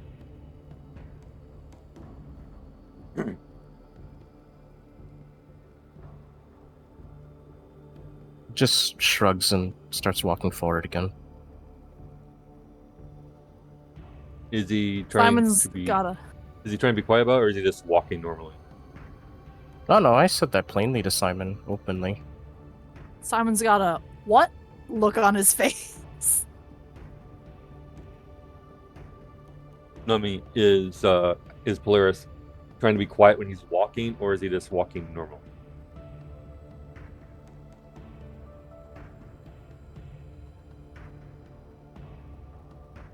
I mean, he's not stomping, but he's just Is he- walking. Is he actively trying to stealth? I think is the way the question should be worded. I mean, I guess not, but if everyone seems to be taking it seriously, then he'll ask if he should. Probably yes. Simon whispers at him. Talon turns over towards where Orthresh and Polaris are, and he says, "There's a Duergar in the bunker. I would suggest that we try to keep a low profile." Polaris is gonna ignore Talon's suggestion, but he'll stealth anyways. Nice. Dorgid is just moving steadily forward. I'm gonna also move forward.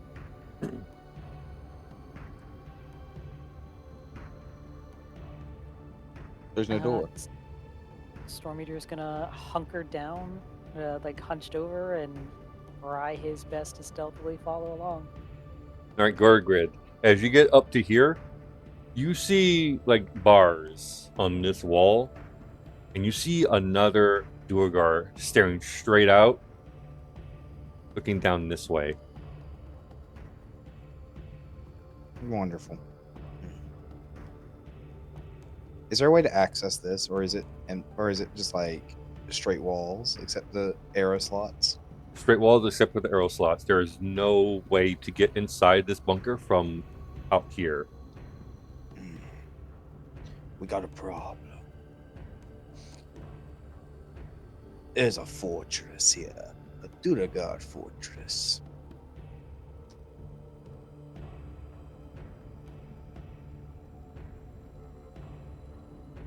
I'm gonna summon my cat so I can hear what Dorgid is saying.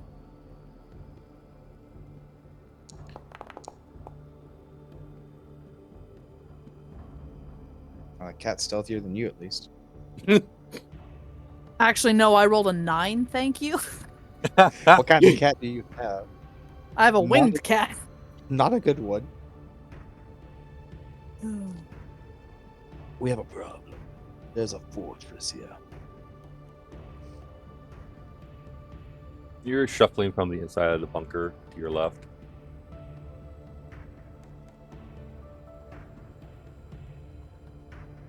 He's gonna go back over here, stealthy as he can, and just kind of stare at this guy up here on the wall. Down looks, squints, and he does see the semblance of a visage in the distance. And so, what do you suggest? How should we approach this then? I can't say I've ever faced a warguard myself. What can you tell us about them?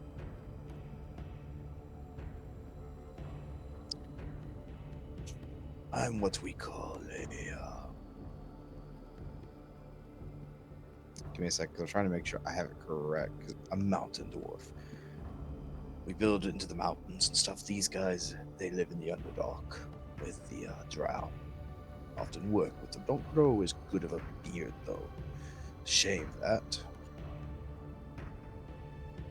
Not to be trifled with. Maybe, just maybe, we could talk to them, but I digress.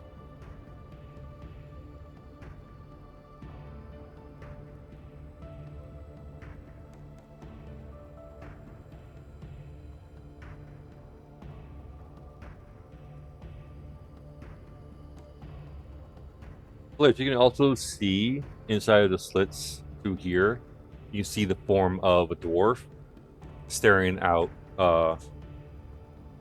focused this way. He does not seem to be looking in your guys' direction. That's fine. And then he turned, and then you see him turn, and he goes back up here. What's the plan?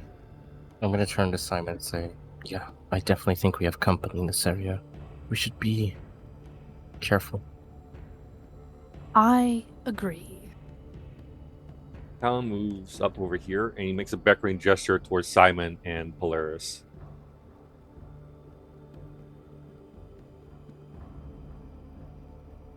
It's just gonna follow up.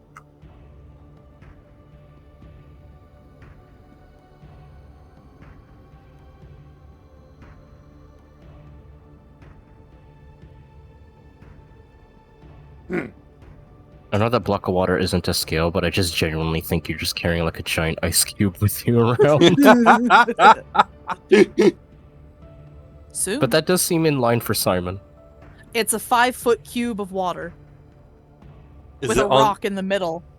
Is It it is on not the- touching the ground. It is not touching the ground. Okay, I wanted to make sure because if it was, it was going to be leaving a trail across the ground. Just a trail of slime. So, Simon, Mhm. we're going to require your and Polaris's expertise possibly for this. We have Dorgard. They are dark dwarves essentially. We have a sentry watching the pass. We have to get into that fortress, but there does not appear to be any way inside from here. Do you have a way to potentially get one of us inside? Or should we just use stealth and discharge our way in?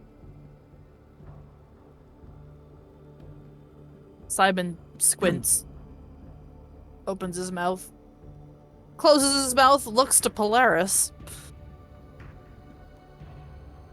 I'm gonna put my finger under my chin and I'm gonna think for a second.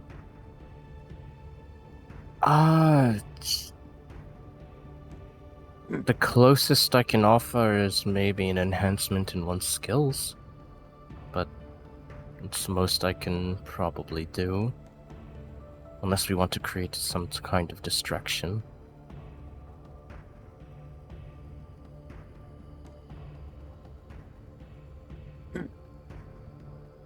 Dorga, from you watching the sentry in the window, it does not appear as if any of them are alert. They seem a bit more bored than anything else. Well, I do have a possible distraction. Staring over at the giant block of water. How I have a maintained- distraction. How maintained are these walls? The walls to your south, they look pretty solid. Like, even without you needing to make a stone, Maintained. maintain, Yeah. fairly maintained. It looks like they've been. It looks like these walls look like they were recently put together, so they're very sturdy.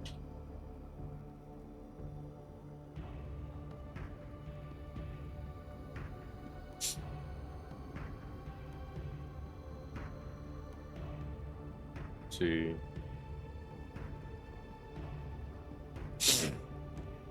All right.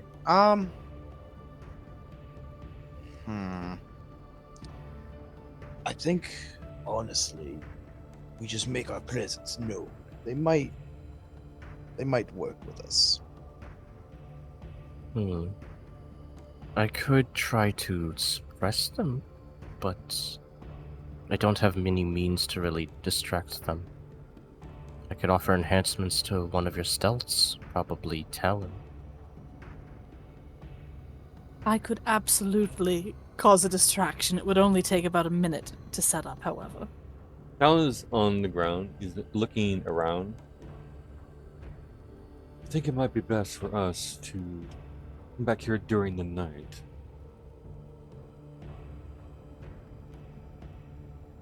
That way we're not so visible. If we can sneak past those bars to the northwest, we might be able to sneak inside of the fortress itself. Or we could just crawl along the ground, make our way along the wall and around. He looks over at the rest. Thoughts? Considering I'm the only one with heavily plated armor, it might be the best idea to have the cover of night. My only concern concur. is that dwarves can see in the dark pretty well, and I can't. But unfortunately, dragons cannot. So I feel like instead of doing it at night, probably during dusk when the light is less so, but not as much as nighttime.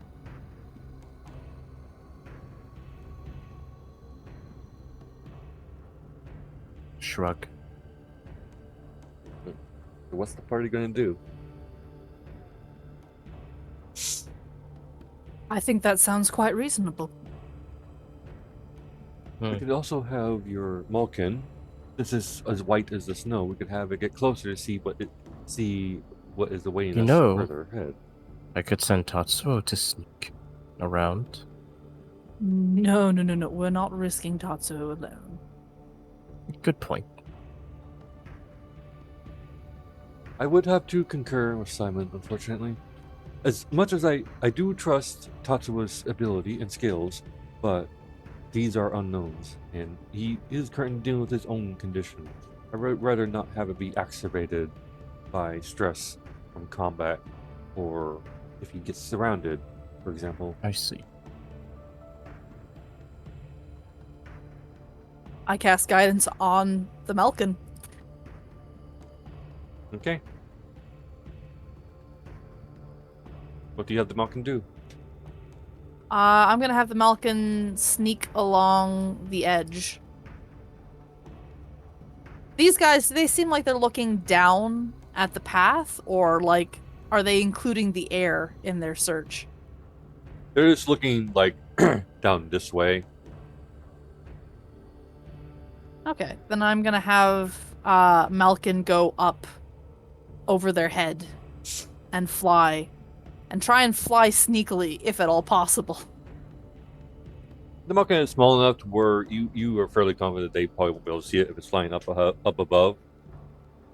So you're able to do that. And you're able to move along the wall here. And you move to about I would say you moved about here. And the Malkin is able to see that there is actually some doors guarding what appears to be the front gates of the fortress, but you also notice that there is a hole down here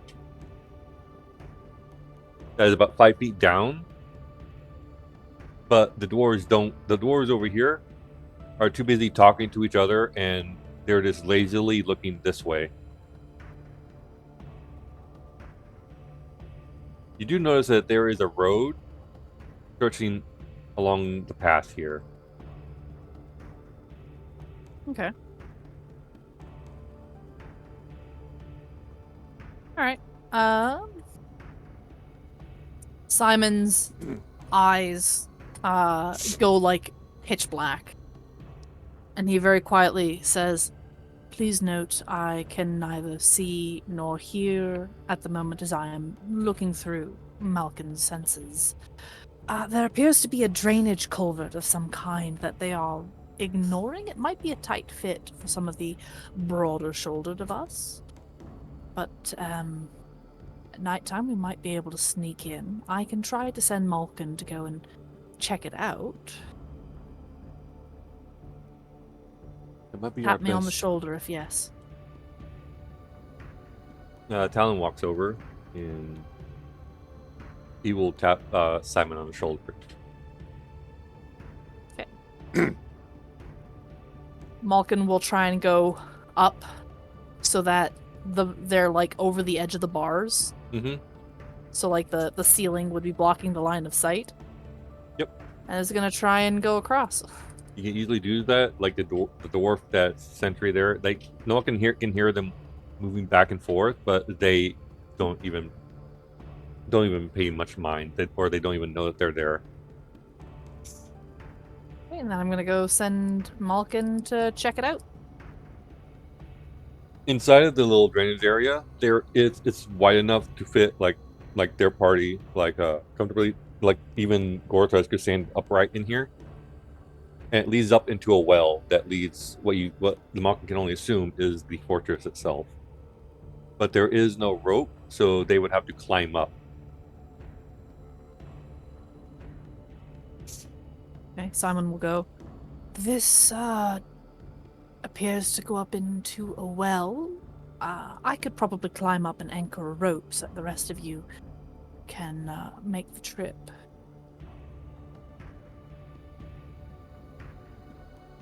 And Simon gets another tap on the shoulder from Talon to indicate the yes from earlier. Very well. And I'm gonna snap and stop sharing senses with the Malkin and bid the Malkin to come back. Malkin retraces its steps back the exact way that it came in, and it is not spotted on its way back. So what did you see?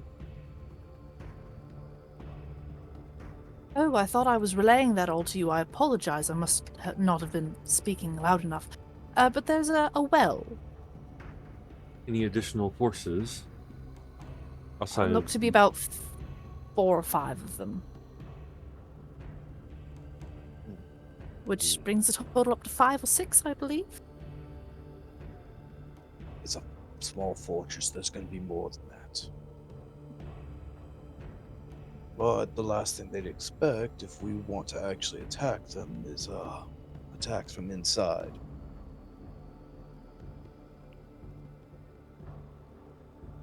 Shall we wait until dusk?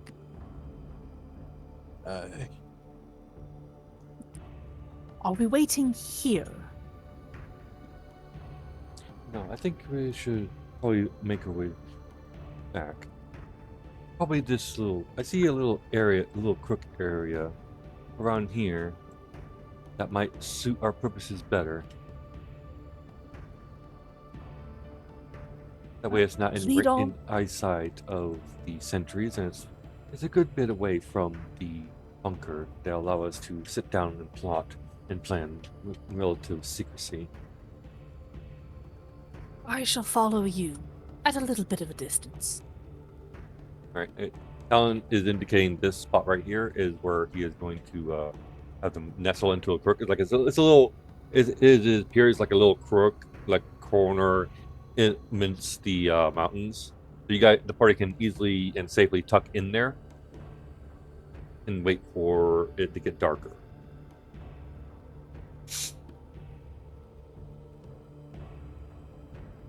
Can I take a short rest? You may, yes. Yay!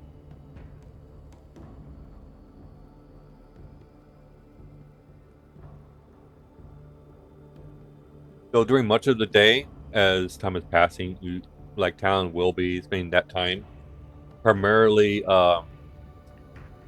scouting out the enemies and taking abreast of their composition, their positioning, and as it gets closer to dusk, he'll pretty much give his findings.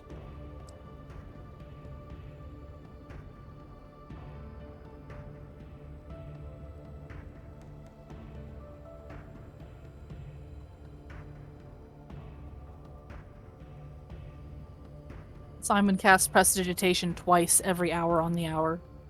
Once on the harness of the Malkin to keep the Malkin warm.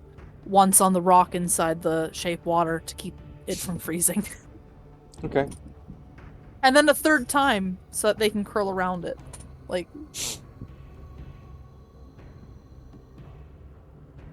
They, like, take off the bag of holding and they're gonna cast on the strap so it's something that goes around them. And then put it back on. Okay. Alright. As it gets closer to dusk, does anybody do anything before it becomes dusk, or you guys just want to pass time? Just pass time. No. Okay. Ain't much more I can do. Alright, as it becomes closer to dusk, you notice, raised Dorgood, you notice that this sentry moves away from this wall when it gets closer to dark. And,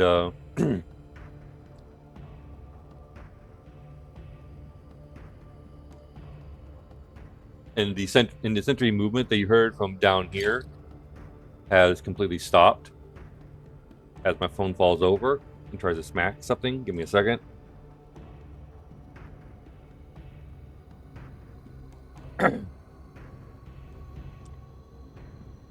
These guards are still out here, but they're kind of dozing off, so they're like sleeping.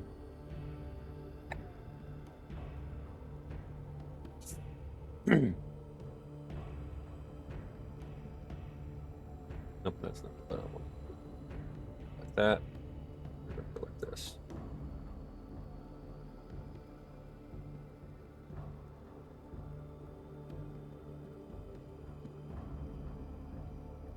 All right.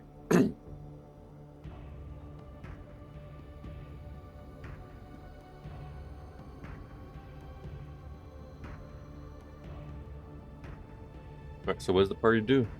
It is now dusk.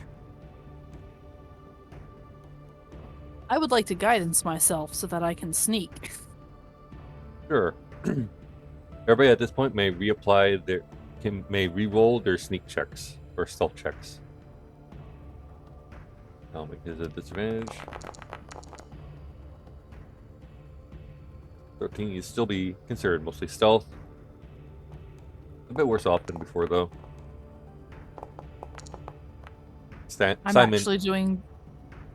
Simon is actually stealth this time around, as is the Grey Malkin. I'm doing much better than I was before. Oh no! Stealth check time. I don't You think said it's about advantage better. or without advantage? Yeah, Polaris is also stealth. I'm gonna do this. They're also hiding. Gorthresh, as he's trying to be quiet, he actually trips and he trips backwards, and his back hits the wall, and his axe hits the stone loudly. It echoes for a bit, but you don't really hear anything inside of the bunker. So, fortunately, nobody was nearby to hear it, but his blunder almost revealed your position. I was gonna say, the moment there's a thunk, Simon's like 20 feet up this wall. Climbing, not flying. But nothing happens. You don't hear any shouting or anything like that. You don't hear any dwarven voices. But you feel, Simon, that you guys are fine. What was that, Storm Meter? No, I was just commenting on Simon. The second there's noise scrambling up a wall like a frightened cat.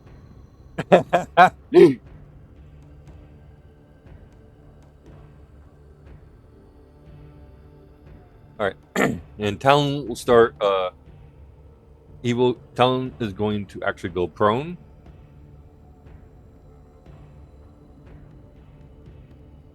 He's going to start moving along the wall.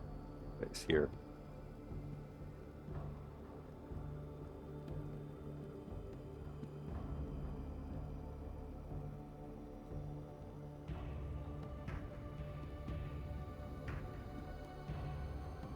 I like how the Grey Malkin symbols are off of his token. Wrong Yep. with Talon. He's tiny. I will send Malkin with Talon and Drake Rock while I take up the rear. 20 feet up this wall.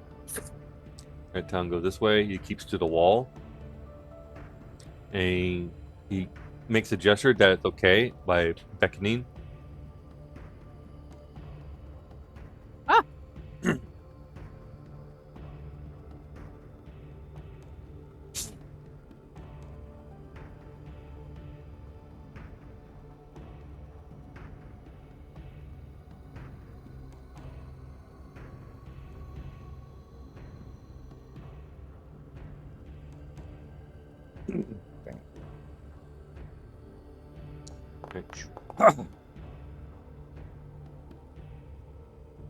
What is that?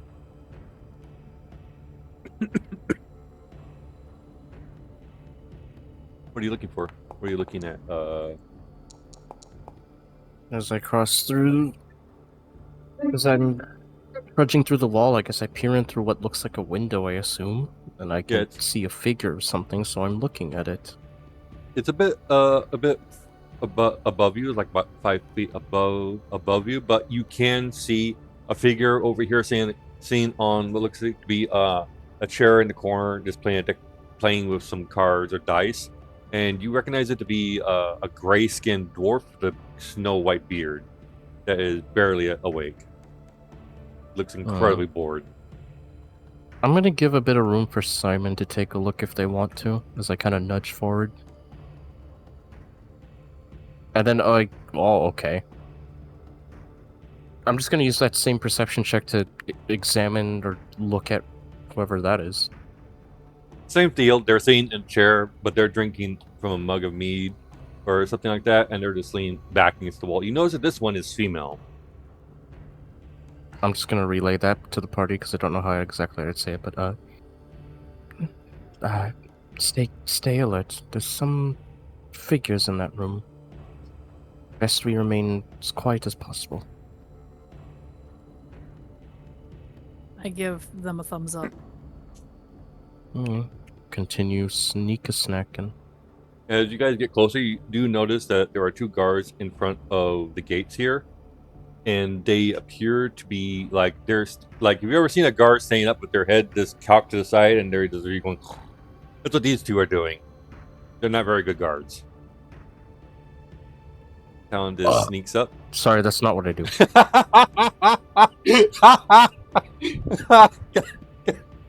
God damn. Womp womp. I was not expecting that. Drank a bit too much of the old ale before I ventured off. Sorry, Dorga treated me to a cold one. I had to. Oh my god. That's fantastic. We're just gonna keep following Talon. Oh my god. Oh, that's gonna be a highlight for sure. Shimmy. All right. As you guys get over here, you all manage to get into the cistern. I don't have a map for it, but it is big enough to all accommodate all of you while you're in here. The thick stone dampens your voices so they cannot echo outwards. So you all may use this place as a camp, and it's going to be here where I'm going to ask the group, closely and collectively. This place might turn into a bit of a slog here very shortly, because there's going to be lots of combat involved here. do you all want to continue, or do you want to stop it here? If we stop it I here, s- it will give you guys the ability to have a camp role play. I say stop it here so that we can. Y'all never Yeah. use the camp role play anyways. I say we go. Sorry. All right, we have I'm one to down go. to go, but in the essence of time, if we can't, then I understand. I'm just That's true. asking. Well, that's why I'm putting it to a party vote. Like this will be This will Okay. be the only time where I could reliably pause it outside of because you might be getting combat soon. So we have 1, 2 pause, 2 to go. Gorthresh, what is your vote? We can go. Okay. All right, we're gonna resume then. Mostly because I feel guilty for not using the chat as often. I'm sorry. All right. As you guys come over here, you are beneath the well, and you notice that there's no rope to climb up with, so you are going to have to find your own way up. All right. So I can tell that it's not echoing in here. So suggestions? Well, somebody hand me a rope with a grappling hook on the end of it. Let me see if I have one. And I guidance myself. I can hand Simon my rope. As you hand Simon the rope, Talon is going to also hand something over to Simon as well.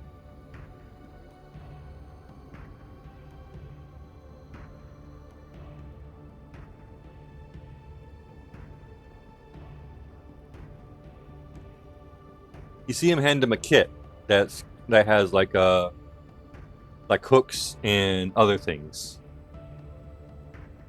It's a climber's kit. Oh, fuck me, I'll take the rope back then. So the rope and the climber's kit can work together. I'll give Simon back the rope after taking it back. Very well. I'm going to use the climber's kit and the rope. I will not wear the kit. I don't need the harness. And I'm going to spider climb up the inside of the well as quietly and sneakily as I can. Oh yeah. After guidancing myself. I forgot he can do that. All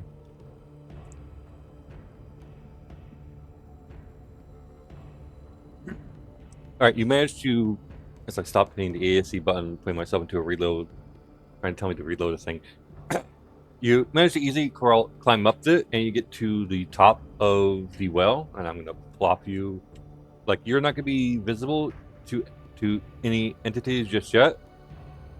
But as you get to the top of the well, you peek up and over it. You see there is an ogre zombie inside of a cage, just sitting down, just drooling. And off in this direction, you hear voices of Odor conversation as if they're just having a casual conversation. All right. Well, I'm going to anchor the rope. And then I'm going to very carefully climb my way back down. I'm going to relay what I have seen to the party. That there are 2 goats, an ogre zombie, and voices. The voices are basically directly west. The ogre zombie and 2 goats are about 7 feet to the northwest.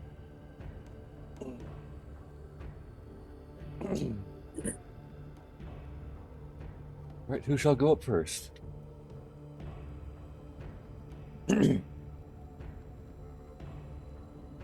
I'll go first, Dora says as he reaches and goes to climb. I make sure I'm out of the way, but I'm gonna go up to the top and just flatten along the inside of the well so I can keep watch. Okay. I guess I'll follow Dorgit in second, because he's gonna need a bit of support if something goes awry. Okay.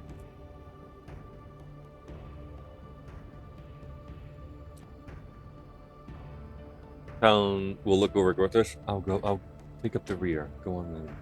And you see Talon looking around.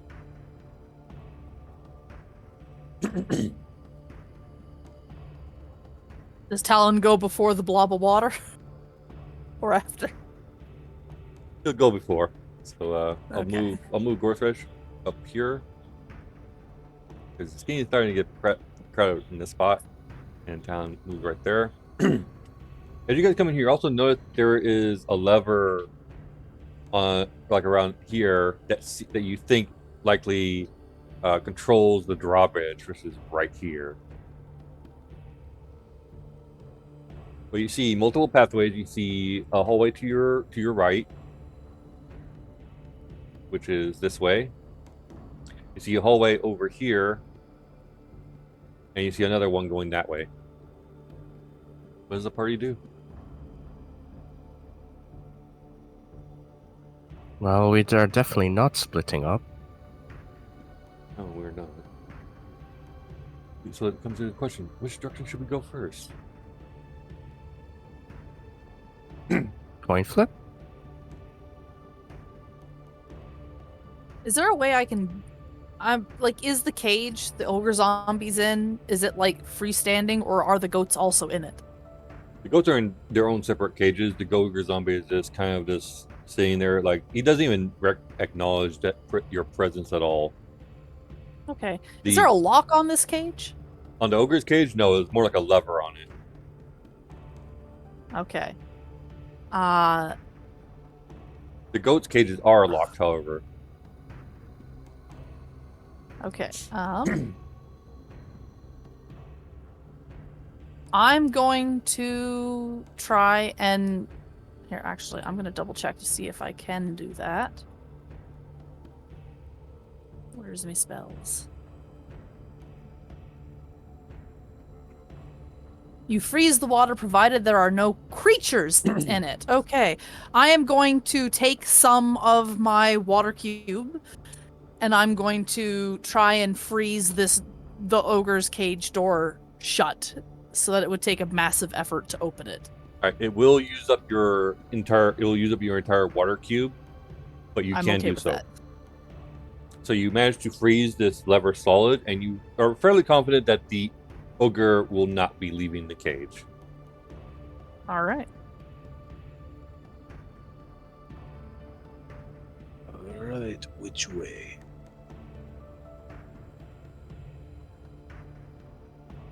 Simon, where's your Malkin right now? Oh, it's just right here. Could you have it peek around this corner for us? There is a door. Oh, there's a door. Which one of you is, the sneakiest? Talon points at Simon. He tends to be our locksmith. Locksmith and sneaky are not the same thing, I will have you know, but I appreciate the vote of confidence. I say, casting guidance on myself again. God damn it. Whoever our stealth scout is, I'm willing to give you a bit of a, ample needed buff if required. No, I'd just like to know who would be volunteer. Obviously, I can't do it. This armor's way too padded. I think Talon moves quieter than I do. You have a good point. Alright then, if you're going to be a dedicated scout, then I might as well give you a little boost. And he's going to cast... which one is it? Enhance ability? Wow. Nice. Okay, you're just gonna read my mind. Okay. Yeah, and I'm gonna give Talon Cat's Grace from Enhanceability as I touch him. Consentingly touch him on the chest. Ooh. Actually, no, I'm gonna touch Talon on the Talon, get it? It's like, that should help keep you, hidden in case any guards get a bit too sharp.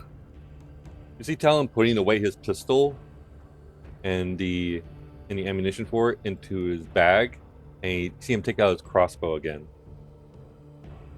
It seems like he has decided that maybe using the gun isn't the best idea when they're trying to be sneaky. Probably would agree. Right. So as long as I'm concentrating, you have advantage on all dexterity checks, and you do not take any falling damage if you fall from 20 feet or less. You see That's Talon really cool. moving this way. Quick being question. Quiet. Does this door that I'm by have a lock? It has. Oh, you might. Sorry, go ahead. Sorry. I just wanted to say you might as well give Talon an icon to let him know he's empowered or something from enhance ability. You want to give him that. He's What? moving. He's moving. Oh, you gave him schmoovin. Okay. Sorry, Simon. No, you're good. You're So fine. the door itself has a handle on it. It does have a lock on it that you can see. I'm going to attempt to lock this door. Okay, you're going to try and do an inverse lock picking. The DC will be a bit higher, but you can give me a try. If you So fail, I will require another stealth check. Because if you fail, you're gonna make too much. You're gonna make a bit of noise, and they might hear you. That's Oh, damn it, I'm already concentrating on the spell. don't worry about it. And Simon's like, no, you guys go on. I'll be right behind you. It's okay. Go, go, go. I love they stay grouped with Talon, so someone has someone. You see, Talon is mostly flattened up against this wall. He's looking up this way. Anything? Uh, Perception check? Cover my eyes. All right. I hope 14's Simon not checked it for horrible. traps. I'm locking it. Oh, you're locking it all. As you're trying to lock it, you hear the tumblers in it give a louder than what you prefer snapping noise, and I'm going to need a stealth check. Guidance. I think I put the wrong spell on the wrong person. Oh, never mind, we're fine. No. You Simon is managed, breakdancing. Simon, you managed to recover quickly, and you hold perfectly still. You hear a door on the other side of the door go, What the heck was that? This freaking stupid empty fortress. And then things go quiet again. Did I successfully lock the door? No, because you were able to lock it before the tumbler snaps, so you're going to have to try again. Okay, I will leave it be. But meanwhile, while I'm doing this, what's everybody else doing? Talon's over here looking up, and then he's going to move down this way. You should go on and scout ahead. I gave you that enhancement for a reason.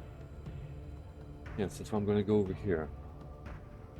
Let's be a bit wary of where the voices are coming from. I see an opening up there. I'd rather not walk into the line of sight of enemies. Talon moves over here next to this door, and he presses. You see him press the side of his head against the door for a few seconds. I'm gonna have him roll. We need Talon to roll perception check.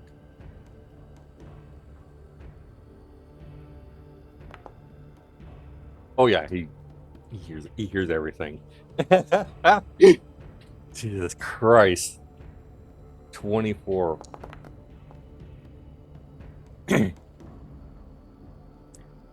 There is nothing inside of this room.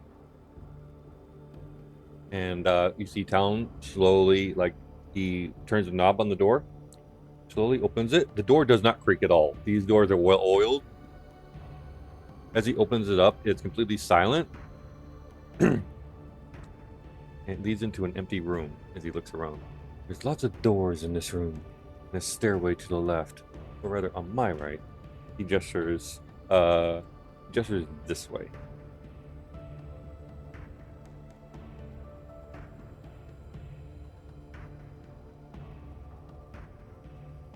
Why don't you take a sneak and look on in? You go and fetch the others and say we're going to look over here. Did you need something, Dora, or are you going to move? I'm gonna shimmy Oh, so back much and I'm gonna go grab move the on. others. As like I said, we just kind of merge in the hallway and say, "Boy, let's go south." Talon found the route down this way, and he's gonna beckon the two of them down this way. All right. If you don't mind, Talon, let me through. You want through? Go be my guest. He's gonna walk on in, look around. Alright, we're also gonna put this on Stormreader because he is now effectively hiding. The room looks pretty empty. You do hear some noises coming from this way, down the stairway area, and it sounds like some dwarves talking, and then you just hear sounds like footsteps leading away. You hear a door opening, somebody walking further. You hear a door closing. You hear this twice before everything goes silent. For a split second, you do see like a door guard moving into somewhere in the southern room, or into that western room over there.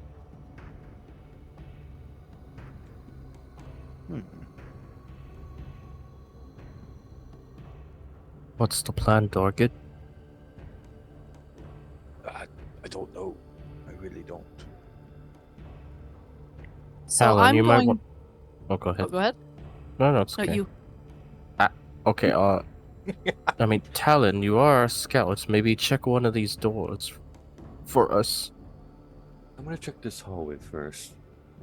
Talon moves towards the hallway, and then he stops. He completely stops in his tracks, and he looks towards the doors, and he slowly backs away. Hmm?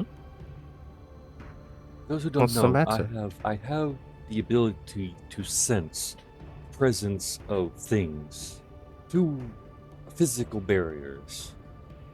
It's a skill that was taught to me by my mentor, Tybor. And he points towards the west. There are things behind each of those doors, and my sense tells me that they feel more humanoid. As I stand over, yeah.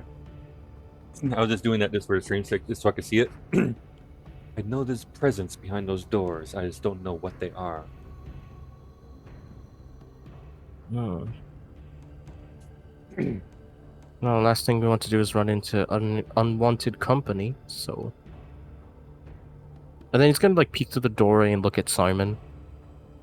Simon just is to, like, trying see what to he's doing. usher. Simon's trying to usher Stormeater ahead of him while he maintains the illusion of a perfectly realistic painting of this hallway that we're in, but empty, in behind them, pointing back the way they came. So he's used the illusion to make the hallway look blank. Yeah, Mm. kind of like how if you like how people will do like a mural that like looks really realistic of like a hallway on a wall. Mm-hmm. I'm doing a big painting of that facing the other way. Oh. Alright. So You keep Good bit. a note of that, because I will forget. That's clever. That is incredibly clever. I like the cleverness of that. it's only 5 feet tall, so It's like you're reverse Wile E. Coyoteing them. yeah. All right. Talon looks around, and I need to make some checks, hidden checks. Give me a second.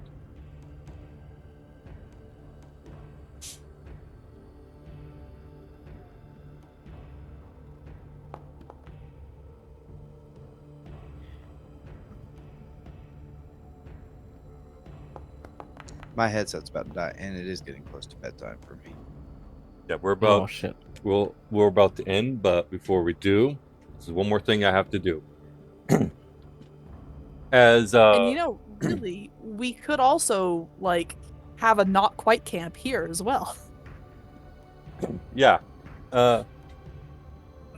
you'll have a camp before what's about to happen. Where you're inside the hallways, before you get to this room.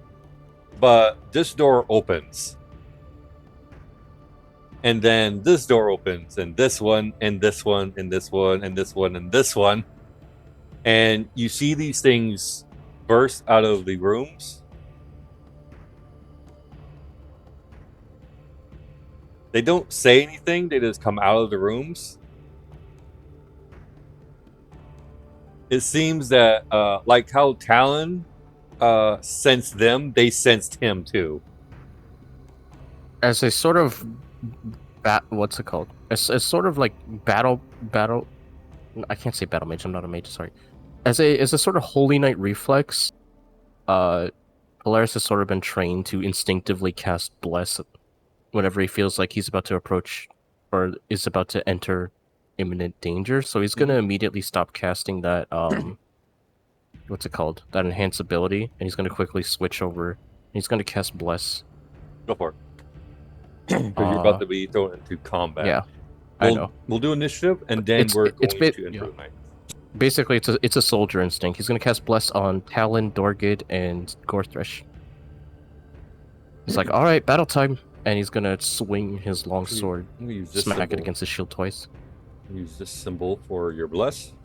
If you have that symbol, you will have the bless, and bless does give you a plus 1d4 to your saving throws or attack or ability checks, attack rolls, saving throws. Yep. All right, let's do this. Okay. And we'll open the counter, and then we're going to pause that music, and we're gonna. This is the music I have chosen for combat in this place. I hope you will enjoy.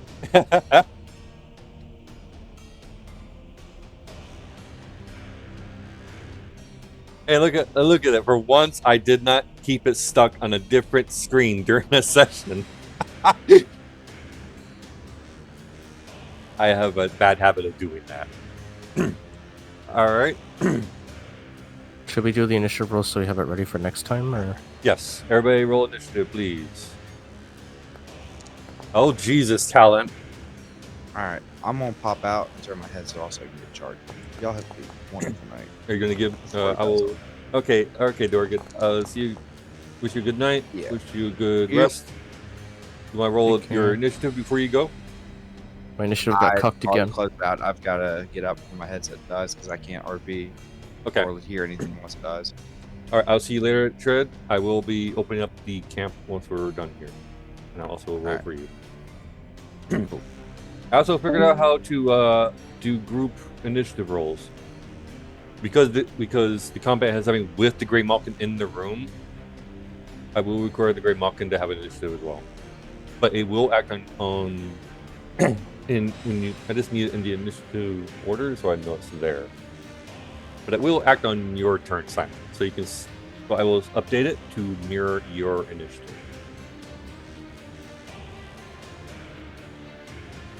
There you go. Don't be intimidated by the dice rolls.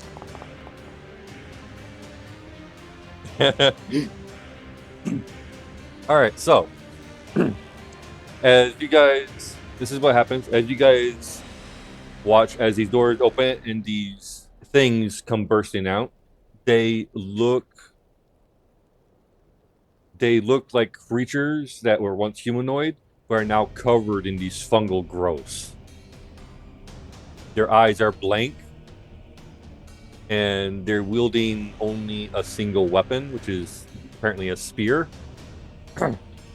Before we begin, if anybody here has been in the Underdark, you may give me an insight check. Boy, howdy. That's a question only you can answer. Well, you're the one who knows the history of your character the most. Do I remember a life when I was in the Underdark? Does he? I don't think Polaris would have ever been to the Underdark, so no for me. I mean, he probably believes he does. Oh my god.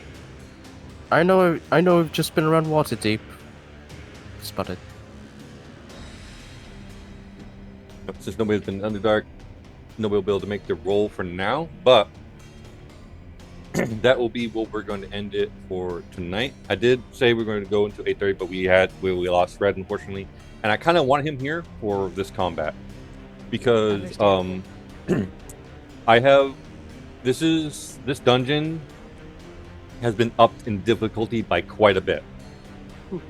The original dungeon did not have a few of the NPCs I already had littered around the place. I made it more difficult because this place was designed for level 1 characters. You guys are level 5. And because the difficulty is increased by a considerable amount, I would prefer everybody be here for the combat sessions that happen in here. I really hate getting low initiatives because I have a lot of AoE spells I can use, but it's better on higher initiatives so that no one gets McFuckled. But I love that word. I love that word, McFuckled. You know what? I like that word so much. I'm giving you an inspiration point because I like that. I already had one. Actually, wait. Can I use my inspiration point to reroll my initiative because it's shit again? I will allow you to do that, and then I'm going to give you inspiration back because I like the word McFuckled. Okay. I'm going to use my inspiration point to reroll initiative because I hate the curse of low initiative. Alright. Could you please remove my initiative so I can reroll it? I will allow you to clear your initiative. Reroll it, please. I believe in you. Hey! That's you better. go. Look at that. Okay, you know what? Maybe I'll do recaps more often because I can use my initiative point for initiative rolls. Alright. I do also want to apologize. I didn't intend for earlier in the session, I didn't intend to sound as aggressive as I did. So I will apologize for that. I know you were trying to roll something for the Shardlin berserkers. Were you trying to roll like a religion check to try and figure out what religion they were trying to pray to? It doesn't matter now. I will still give it to you now because it was unfairly on my part.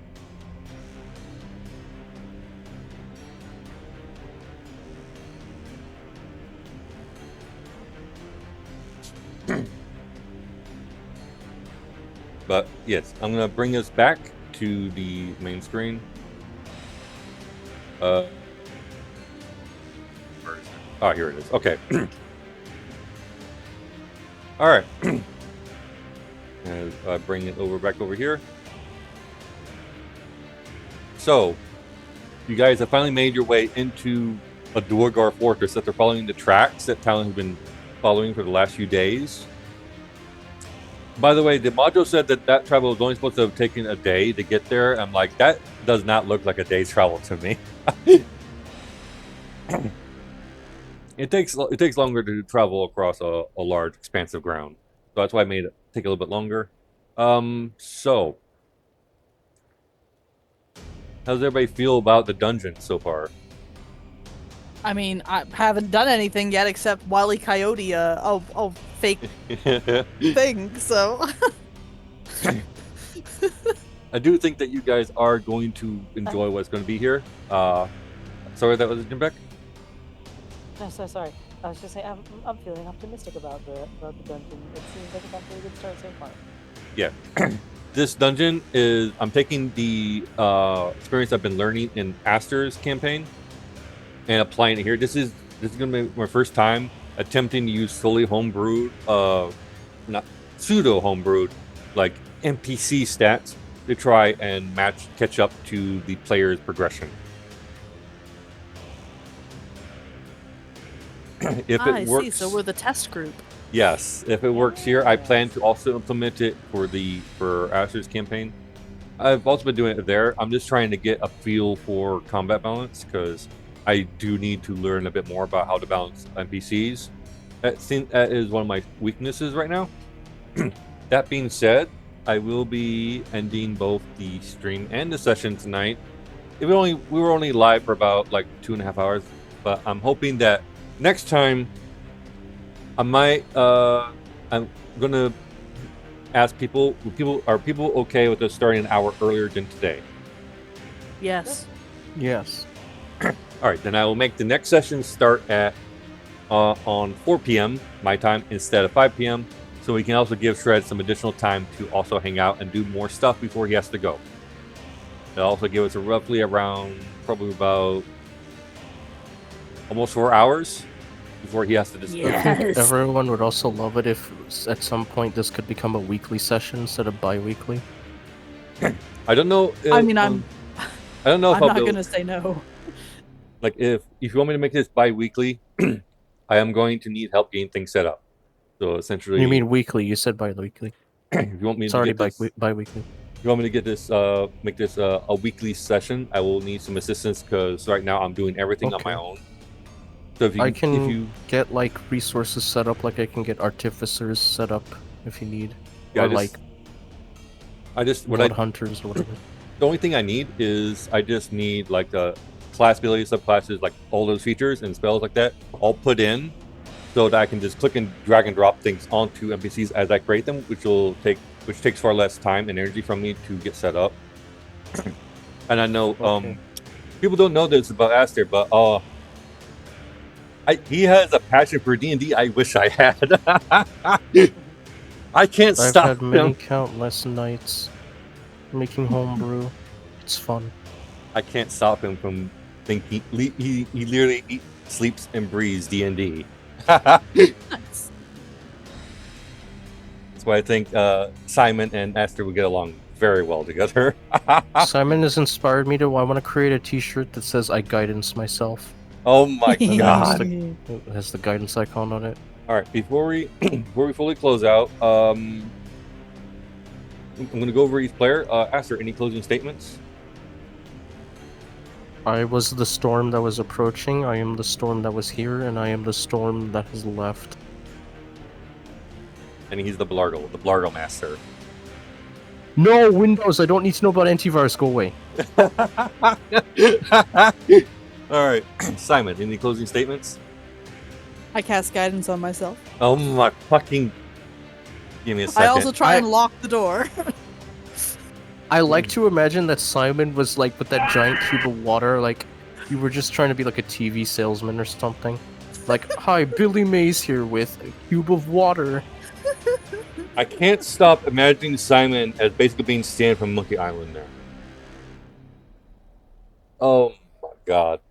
I already know what Jimbek is going to say, so Jimbek, your closing statement. You know, it's just the usual. Fuck Wizards of the Coast. So, you've always been saying that on every single one of our sessions. Would you like to, because I know you said it when we were doing the recording, but would you like to tell the stream why you hate Wizards of the Coast so much? I mean, not just for their like bullshit way of handling the OGL fiasco of like what was it, 2 years back, a year or two back. Oh yeah, when they try to like charge people for using D&D on external sites. Mm-hmm. I remember that. Like attempting to claim ownership of like homebrew stuff and such. But in addition to the whole, like, oh, we're optimistic about the use of AI and stolen art in the future of D&D and what's the other, Magic the Gathering. I have a few words I want to say on that. Like, I want to say if you're doing a custom campaign for yourself where you're not monetizing it, I had to talk. When you're not monetizing it, AI artwork should be fine as long as you're not profiting off of it. Especially if you don't have the money to pay a gazillion, you don't have the money to pay artists to make you a token for every single NPC, because otherwise that's going to be hundreds, if not thousands, of NPCs, abilities, everything. So that I'm perfectly fine with, but if you're a big corporation like Wizard of the Coast, you don't need to be using that. You have the money. You just pay artists to do it for you. Yeah, They're a shitty corporation. Yeah. Yeah, most people who play D&D usually don't have the money to throw at artists to have them create the images for them. So for them using artwork, I can understand it.